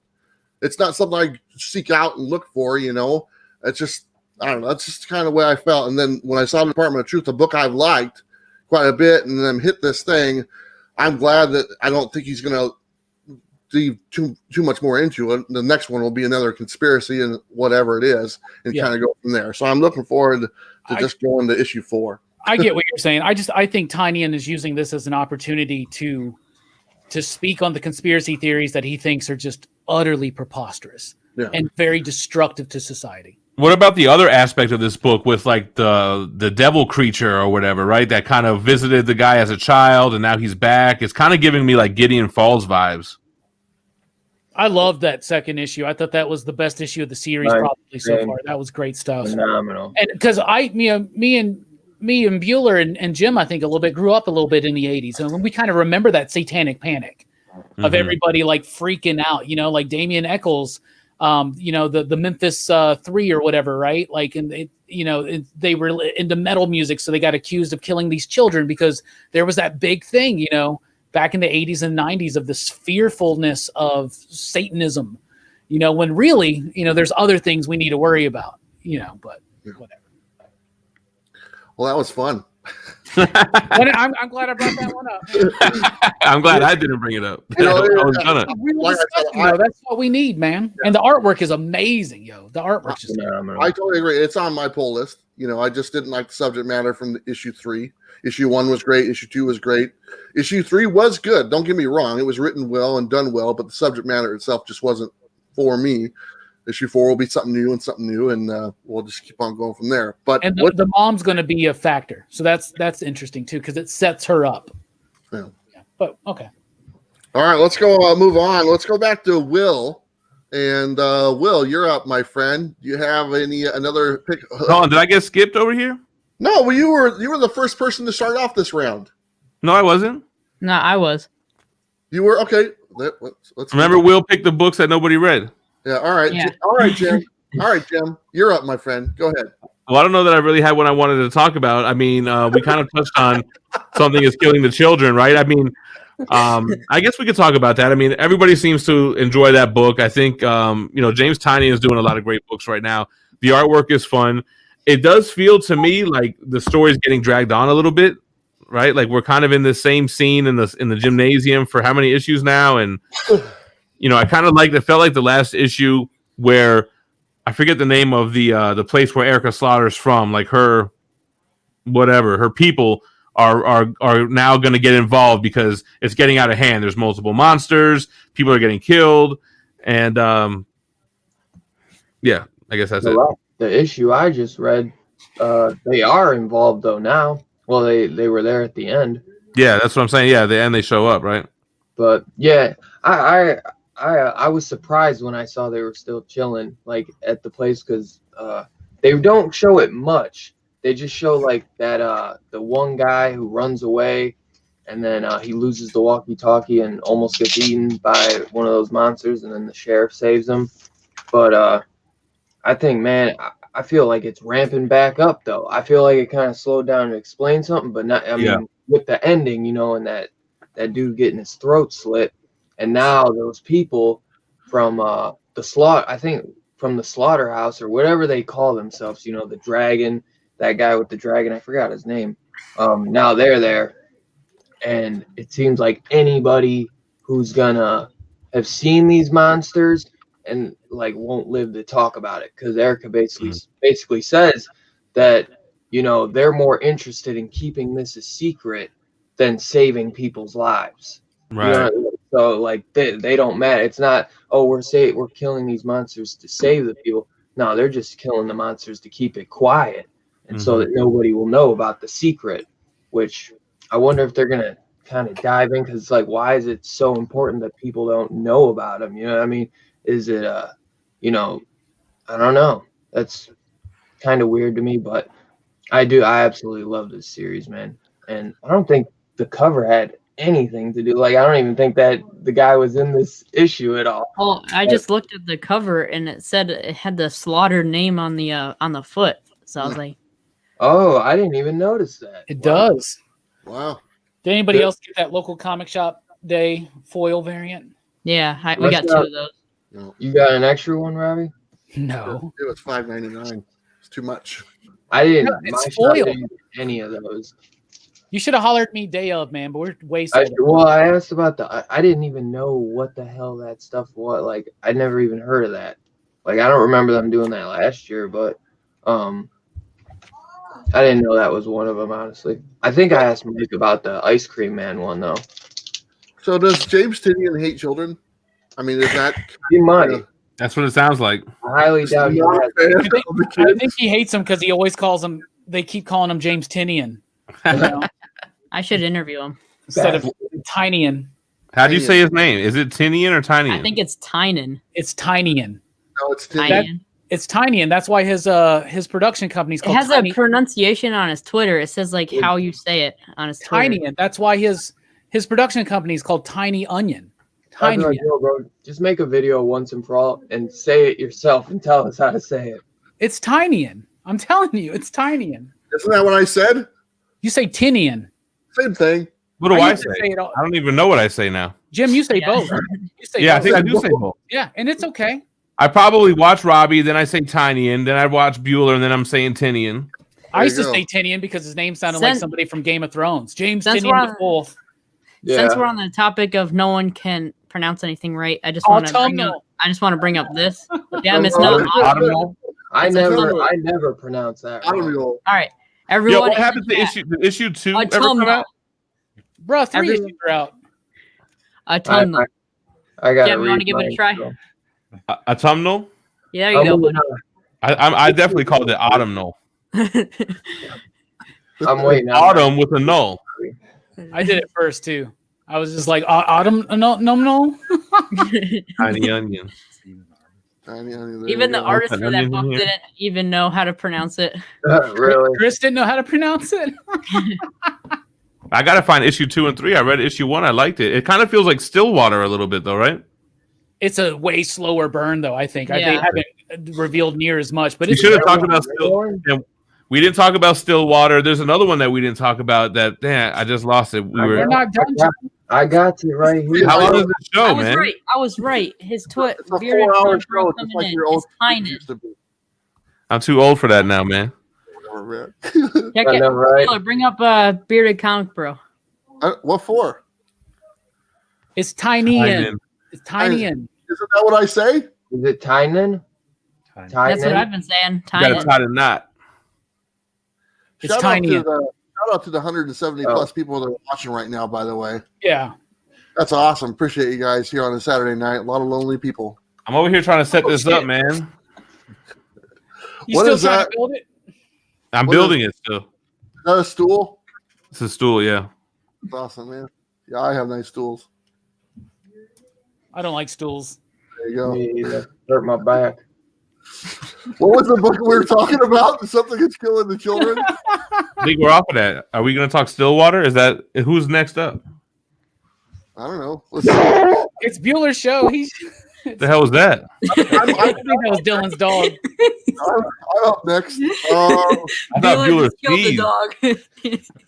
Let's go ahead and hit on Stillwater. That's a great title. I might as well jump on. I'm a fan of that series. It's by Chip Zdarsky. That's the current writer of Daredevil, which got a lot of, let's just say, attention this week. And but Stillwater is a great series. If you guys aren't familiar with it, it's about a character who is pretty much goes to this town where nobody dies, and his buddy doesn't make it out alive when he goes there with him. But he does. Apparently, his mother is from the town as well, and so he kind of gets a. Are you okay, Robbie? I'm freaking out. You got Elliot Rahal in the chat. That's super cool. Elliot, station. Hell yeah. Elliot, you're awesome. Where is he here? He's in there. I didn't see it. Oh, there he is. What's up, Elliot? Yeah. Hey, my desktop was telling me. Elliot. Yeah. I just wanted to say, everyone, Elliot Rahal, let me just tell you who Elliot is. He is the writer of the very first Comics with Bueller exclusive comic, Knock 'em Dead #1, which is, oh my God, I almost knocked over my computer. Hold on, let me grab it. I really enjoyed Knock 'em Dead #1 too, man. I picked it up just on a whim, and I really liked it. So there you I go. love all of Elliot's work. Hell yeah. I don't think I've ever seen Bueller this excited. There you go. Very cool. You know, I know, right? I'm pretty honored to have my very first exclusive done by Claire, who was the artist who did that, and obviously written by Elliot. Two great people did some awesome work together. There you go. This is already sold out, by the way. So if you want to get a copy, maybe you can go to dakotacomics.com and get it there. But all the ones I got sold out within the first couple of days. So that was cool. Yeah, but man. Elliot, Congrats. awesome, man. Thank you for stopping by. What's Well that? done, Elliot. That's the cover. Yes, this is the cover, my friend. That's the I first like that comic dealer exclusive. Yeah, that's dope. No, I There know you that's not what Red Bride was. That was the first unofficial one. Oh yeah. I This forgot. is the first one I had to pay for. Pay Is your attention, logo Dylan. on the back? Huh? Your logo's on the back, isn't it? Yeah, it's about the size of a nickel, but it's there. And you know what? It's not the size that counts. It's the simple fact that it's on there is what counts. So there you go. That's what she said. There you go. Okay, let's get back to Stillwater. Any thoughts on Stillwater from the panel? Stillwater's great. That's how you do exposition. That's how you explain through dialogue what's going on with the story, introduce the characters. And we were talking about that Texas Blood having kind of like a Twin Peaks kind of vibe to it with the way it's introducing the characters that populate this town. Stillwater's doing that. And Zdarsky is becoming a better writer each issue of each series that he does. Stillwater's brilliant, and Ramon Perez's artwork is phenomenal. I love it so freaking much. Great book. I really like the covers on every single issue. Like, I think this one is my favorite. This is just absolutely awesome cover. Hey, it's my favorite too, Will. Yeah, and it's just awesome. Like, when I read the first issue, I thought it was crazy because everything was just still being like introduced. And like, I think the craziest part for me was when the kid was on top of the building and he just jumped off and like hit his head, landed head first, and just got up and walked again. I was like, what the heck's going on? That kid reminded me of you, Will. I gotta be totally honest. When I saw that kid in there, that's Will. That's something Will would do. You want me to go jump off a building and see if I get up again? Sure. Only gonna No. Sure, bro. It's not a very tall building, very short building. But I mean, I enjoyed this series. I thought it was really good. You know, it's I actually forgot to add it to my poll list, so I missed issue 2 when it came out. So when it came out, I was like, somebody mentioned it to me, then I went and found it and got issue 3. But I like it. I mean, it's one of those stories where like it's the opposite of what that Texas Blood was, which we talked about earlier. It started off that's what I'm gonna say, because I find myself liking each issue more than the previous one. Man, I like the last one that kind of Robbie said they did exposition in a good way, which set the rules of the city. You know, being that nobody could die, what are the other things? Like, we don't need to eat, we don't need to breathe, right? Like there's all these other things that come with not being able to die. And I like the way that Chip is kind of setting up the rules of the town. Yeah, for sure. Yeah, it's easy. cool. One of my favorites, easy add to my poll list, and I think it's an ongoing series, if I'm not mistaken. I think so. I hope so. I don't even know how Robbie beat knowing when they're ongoing or one shots or miniseries. This is something that's kind of frustrating in this day and age. It seems like they're always scared to let retailers know that it's a limited series because they think that we're going to not invest heavily into it. So a lot of series get listed as ongoing series, but even ongoing series, when we're talking about the creator-owned world, they're all limited series. Just some of them may go for 60 issues. Yeah, they're all ongoing until they're not selling, and then they stop.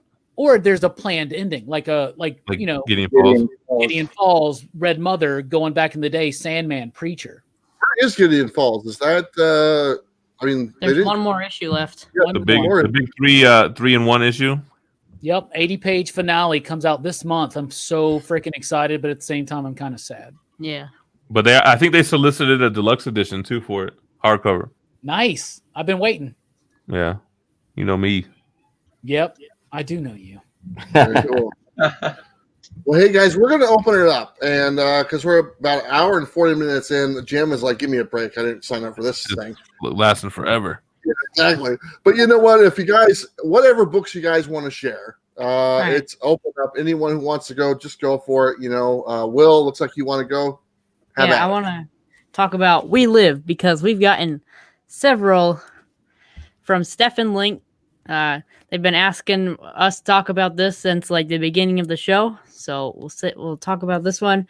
I just got to say, like, the first issue of this book, I read it the first time and I really didn't care for it too much. But then I talked to Bob, who unfortunately isn't here today, and he like opened my eyes on what way to look at it from a different angle. And when I read it again, I liked it a little bit better. But I absolutely loved issue number 2. I thought it was awesome, and I just really like that cover. That is absolutely fire right there. But they're trying to survive in this like apocalyptic world with these awesome new weird scary creatures that are out there, and I'm just absolutely loving this series. That's a great issue. It was one of those few issues, Will, that completely took me by surprise. There's a moment, I know you know what I'm talking about, that I was just like, what? Did not see that one coming. I thought it was really cool when they came across the super rare like water dragon, I think it was, right? Is that what it's called? I think so, yeah. I thought that was awesome. Yeah, it's a good book. Nice. I didn't read it. Cool cover though, Will. Yeah, it is. So that's the book about the aliens who want 5,000 children, right? Yeah, they know like humanity is doomed, Earth's about to end, so the aliens show up and they're like, give us 5,000 of your children, we'll take them, and there's going to be something crazy going on with that. Yeah. So. Wow, I'll have to check that one out. I had no idea what that's about. Dylan, there's a show called the Weekly Comic Book Review on my channel. You should totally check it out sometime. What is the book called again? Never heard of it. We Live. Sounds by, like by Aftershock. Yep. What else you got for us, Will? Robbie, you got a channel? I think the I'm one. thinking about starting one. I think the last one I'm gonna talk about. It's a book that finally came back out after like taking a long break, but that's the plot. Issue number 7. Oh, dude, you know I haven't seen that cover.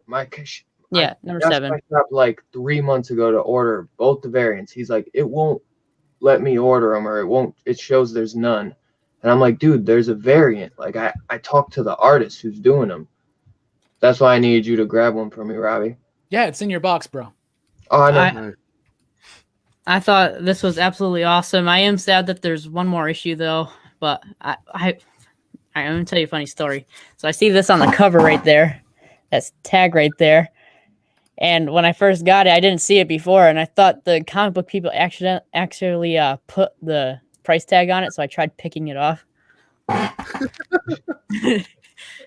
But then I realized it was a part of the cover. But I've really enjoyed this series since issue number 1. It's got that horror vibe. It's just like this monster that's like kind of like haunting them. And it's just absolutely awesome. I think the next issue is just gonna be like full action packed. They've had enough of that monster creature thing, and they're just gonna take it out. They're gonna just destroy it, or we could see something crazy and see the monster win. Who knows? But I've absolutely loved this. I think the monster's gonna win, honestly. Very cool. Throwing bets out. Well, I don't know if I've read any of that series, to be totally honest. I think I might have the first few somewhere, but I don't think I've ever read any of it. But I've heard quite a few of you talk about how good it was. It'd It'd probably be a little bit confusing for you, Bueller. Nah. Really, Robbie? Really? That's my go-to now, buddy. Yeah, somebody's getting kicked off the Coffee and Comic Show next week. I'm starting my own coffee and comic show. Dylan, you got any other books you want to share with us? Go ahead and grab a few. It doesn't matter. Well, I got like 3 over here, but I'll say 2 just because they're from AWA. Devil's Highway ended. I thought, well, it ended, but there's definitely going to be a volume 2, spoiler alert. And I thought that it ended really well.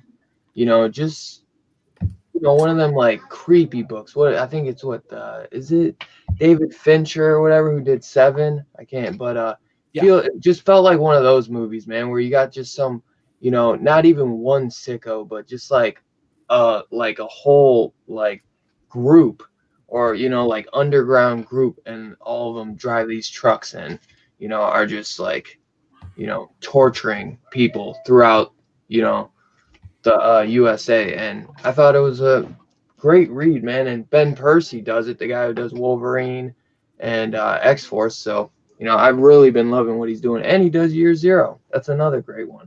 He said he researched heavily into the world of trucking, like truck drivers and all that stuff. And he said it scared the hell out of him. Yeah, I saw that. I like that when they put that in the back. Yeah, Grendel, Kentucky was another great one. They kind of, they got the monster in this one, and they figure out what happened to the father, who we see in the first issue, kind of just goes straight up in this cave, because it's one of those small town books where, everybody in the town knows everybody. And then there just so happens to be a badass biker gang in that town. And, the leader of the biker gang, her father is the one that gets killed in that cave. And they go for that monster, and they thought they killed it, but I think, what is that? Because that one was blue, the one. So I think I was like, what is that? It's Mother. I wasn't sure what that was, Robbie. But yeah, man, issue 4 is gonna be crazy, dude. Just read Beowulf. Beowulf. That's where the Grendel comes from. Yeah. Yeah. All right. Well, there is a Roadhouse comic. It's like erotic fan fiction. We were talking about that on the review, right, Bueller? Yeah, that was pretty good. Did you find that yet?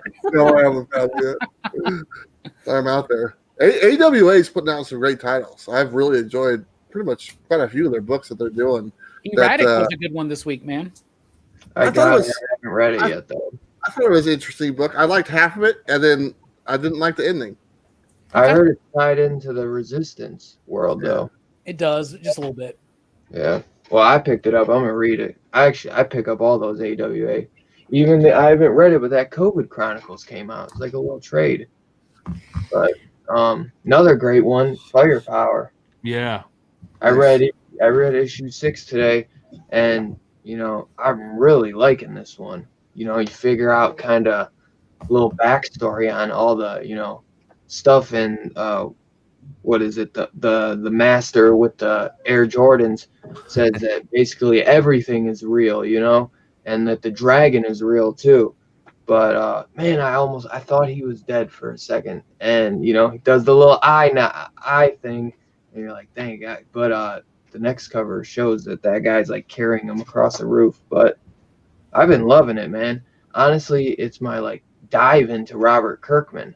I don't think I've ever really read anything by Kirkman. I got some of those Walking Dead colored issues, but never read Invincible. Yeah, you got to read Invincible, man. That's what I heard. Invincible and what's the Oblivion song? I think I got Oblivion song is okay. It's kind of got a little slow, but it looks like it's picking up. Actually, I'm still up to date on Oblivion song. And I'm excited for that Invincible like animated show though. Yeah, for sure. I do want to jump into that. But yeah, Firepower's been awesome, dude. Fun as hell. Each issue gets better and better. I know Bob's a big fan of that one, and we actually talked about that on the coffee video that was on Monday. Dylan, you got anything else? Probably, yeah. Another Year Zero, the Volume 2. Get a different artist on it, and the artwork might be even better. It seems more like detailed, and the zombies look really crazy. That's probably it for now, I guess. I did like. Oh, this is a good one too. Stargazer. That's right. That's Teen Dog shades right there for Robbie. I've never seen like the artwork in this is just ridiculous, man. It's bonkers. And that like the colors that mainly it's the colors that do it. I mean, the artwork is great, but the cut, see, it's just, very nice. It's like taking a piece of that funny stuff and without even having to read it, But yeah, I like this one. I want to see the damn aliens though, man. I think we've finally seen like a little bit. But I think there was a cover. Well, yeah, we got to see it a little bit, but it's like in their dream or something. In like the dream world, but I don't know. I kind of got hints of Stranger Things in this last issue too, but that one's been really fun. Very cool. A weird one too that I really like? I get all the Star Wars books right now. I love Darth Vader and Star Wars, but Michael Morasi's been killing it on Star Wars Adventures. I really like it. It's nothing that's going to change your world, but it's just been fun. I've had fun with that one. But, yeah, that's probably about it. You can go to the next person. All right, Dylan. Thank you, my friend. Let's go ahead and go to let's see, his microphone is muted right now. But you know what? I think Jim needs some attention right now. He looks like he's due for some. So let's go ahead. That Marvel versus Capcom. Yeah, I know. He's like, together. I was gonna put the chair together while you guys were talking. But Jim, is there any other books from last month that really, or some of the best that you really enjoyed? I don't think I could think of any other ones, man. I think we touched on most. I mean, I guess I mentioned Amazing Spider-Man. I think the Sin Eater storyline was really, really good, except for the Spider-Verse stuff, which thankfully, I don't know if Robbie realized this, but they kind of took the worst part of that storyline and put them in their own LR books, and I just skipped all of those, and I've just been reading the straight run, and I've been digging it, man. Oh, yeah, I realize that, Jim. I realize it. But at this point, I get like 5 comments every week where they're like, my favorite part of this video is where you read Spider-Man and just fucking get so pissed. I was like, well, I guess I got to keep doing it. Right? Is that story still going on? Yes. It is? Okay. And it will continue to go on. The Kindred reveal, I thought, was weak. It was kind of like similar to the virus reveal, right? Where it's like somebody that you already know, somebody that's already been around. So I thought that was kind of whack. They got to explain that, though, right? Because we've seen Harry seems fine. And did they not kind of reveal the idea that the whole kindred persona is kind of fake, right? You know, and I don't know. They got a lot to, I don't know. Nick Spencer's very long-winded when it comes to Amazing Spider-Man, and I know that's coming from me. I'm not trying to criticize someone for being long-winded. He really wants to put together his video game. that's what's on his mind right now. In case people are wondering, he got what is that thing again that you got, Jim? The Marvel vs. Capcom arcade one up. Yeah, so he really wants to put that together. Have an arcade night tonight or something. I don't know. Oh yeah, that one goes live, man. He can connect online with that one too. The only thing that sucks is that I'm not really good at Marvel vs. Capcom. I'm good at like regular Street Fighter 2 or Mortal Kombat like 1, 2, and 3. But these ones where you're just doing all these air combos, I'm not really as good at. But I'm still excited. I'm filming the video. I already shot like the first half of it, and then I checked my email and I was like, "Oh crap! I'm supposed to do this video with Bueller." You have any other books at all besides the Spider-Man? I noticed one thing: nobody picked a DC book this month or last month. Well, is 3 Jokers last month? Yeah, the final issue was right. No, I think we covered that last time. No, that was October. Yeah, we did. I have Jim, these are you books. reading Once in for a Future? while. I'm not reading Once in Future, but I did pick up the first trade. Nice. That's a dope book. That's really fun. Well, it looks like Jim is preoccupied with some other stuff. So let's go ahead and go to Robbie. Robbie, what are some other books that you really enjoyed? Hopefully we get a DC book. I got a couple of DC books, and I'll just run through these, okay? Because I know we're running late, and Jim's ready to get to playing the video game. Dark Interlude. There we go. Vault Comics. This is the sequel to Fearscape. Now, I think Bueller read this without having read Fearscape, and I think you were like, I'm kind of confused. And you should be. This is a sequel to Fearscape. You should read Fearscape, which is one of the best comic books of the last 5 years, and then read Dark Interlude. And what Fearscape did just for story in general, this is doing for sequels and franchises. I love this book, and the writer, Ryan O'Sullivan, will be joining us on the channel in 2021. Very excited for that. And there's my cool foil cover for that. Look at that. Oh, I didn't see that. Yeah. It's because I'm Robbie Bills. Anyway, from Dark Horse, True Lies of the Fabulous Killjoys National Anthem. I thought issue number 2 blew number 1 out of the water. I really like this one. It's punk rock. It's fun. It's wild.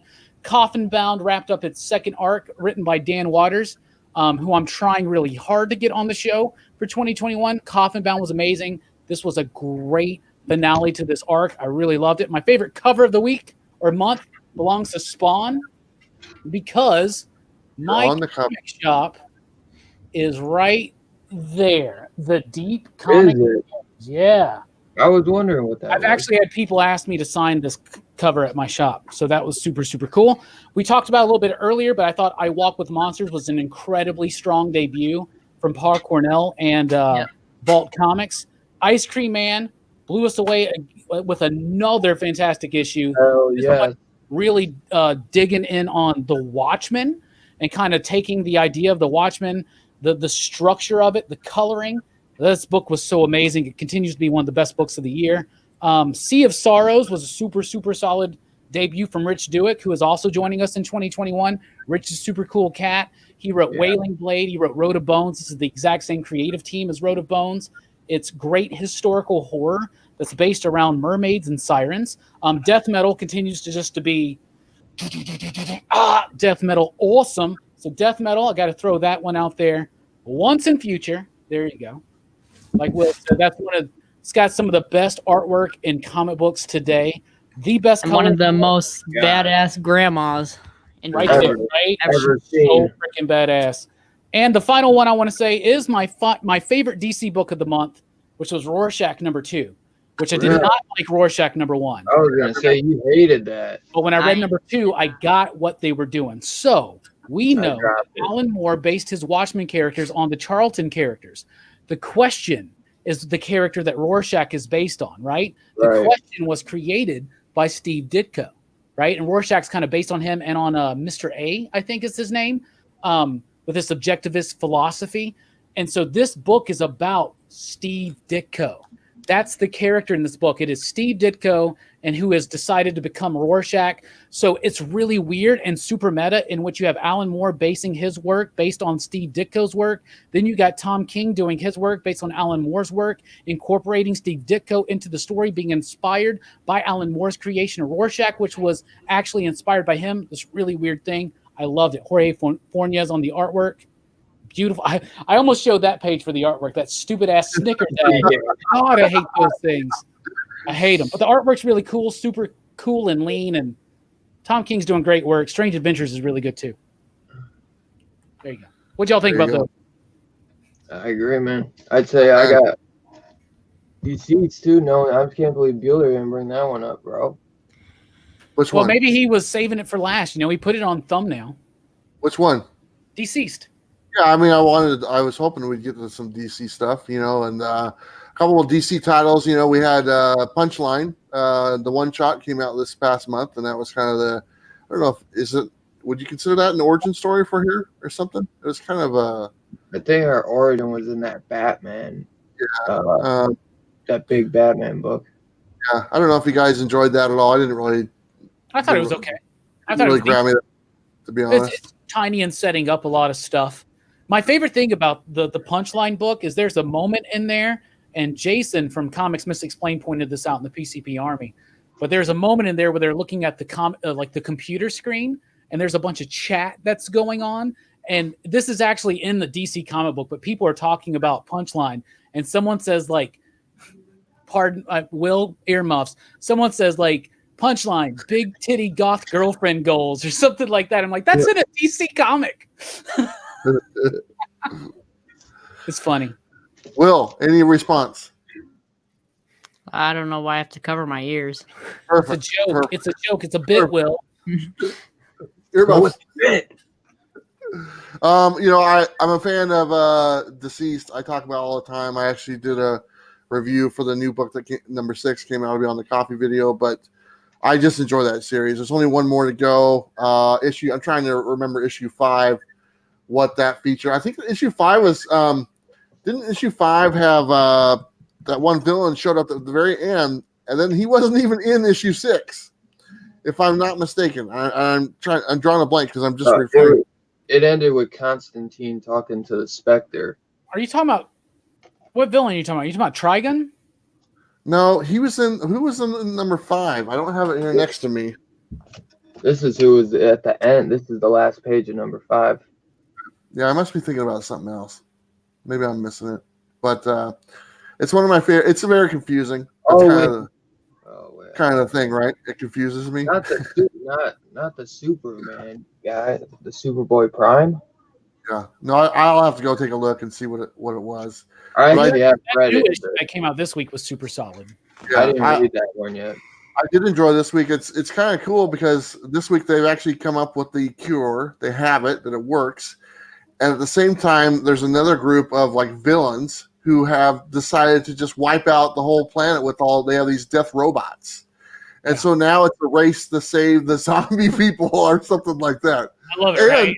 And there's like 3 different factions going on right now with the Constantine and his group, and then the Batman, Superman, that group, and then the villain group or whatnot. So we got one more issue to go, and it's all gonna go to hell. So. Yeah, and Constantine is like OP as hell right now by the end of the newest issue. And in the chat, Derek, I would totally love to have Elliot on the show. There you go. You know what? Mountainhead, this is another big book. You guys like that one? I can't wait for that one. You know, we got John Lees on the show too in 2021. Just so everybody knows. Talking about Mountainhead. Mountainhead, I read the final issue and it's fucking awesome, Dylan. Well, guys, I get that 1 in 10 too, bro. Yeah. I think it's about getting that time. We're about the 2-hour mark. And I think it's about time to wrap it up and stuff. But before we go, let's go ahead and give some time to the people on the panel, just in case you're not familiar with these people. We'll go ahead and start with Jim. I know you guys don't know who he is. He's got a channel. He talks about comics on Tuesdays, and the rest of the week he talks about little toys that he gets, he puts on his wall and stuff like that. So, Jim, why don't you tell him what you got going on? Because you got something special going on right now, and I'd like you to talk about that. I do. Can I share my screens? Yes. I'm going to try to anyway. All right, guys. So since Bueller's exclusive variant is sold out, we have a new one here for you. My first exclusive variant with Dynamite Entertainment. Ken Haser did Vampirella holding a gem in her hand. And that's kind of something that I'm wanting to do with any kind of variant I do, has the gem somewhere, whether it's an Easter egg or something like as big as Vampirella holding it. So we're crowdfunding it on Indiegogo. There are a bunch of different versions, like the trade dress, the virgin cover, the black and white. We have CGC 9.8 options. Ken will do blank cover sketches, or he'll remark the A cover. And they have this metal cover, which I don't even know what that looks like, man. I'm waiting to see one myself with the it's the comic, so I don't know if it's chromium or metal or what. But anyway, you have CGC 9.8 issues. So if you go to Indiegogo and just put Gem and Collectibles, it'll pop up. And please back the variant. It's going to be up for like another 32 days or so. It's already funded, so it's definitely going to be printed. But you know, we could use the support. Well, hey, congratulations. So the gem is kind of like your Felix the Cat then, right? It was more from like Wizard. Like Wizard magazine always had the wizard hat on a character, you know what I mean? So I kind of wanted to have that Easter egg in anything that I did. Right on.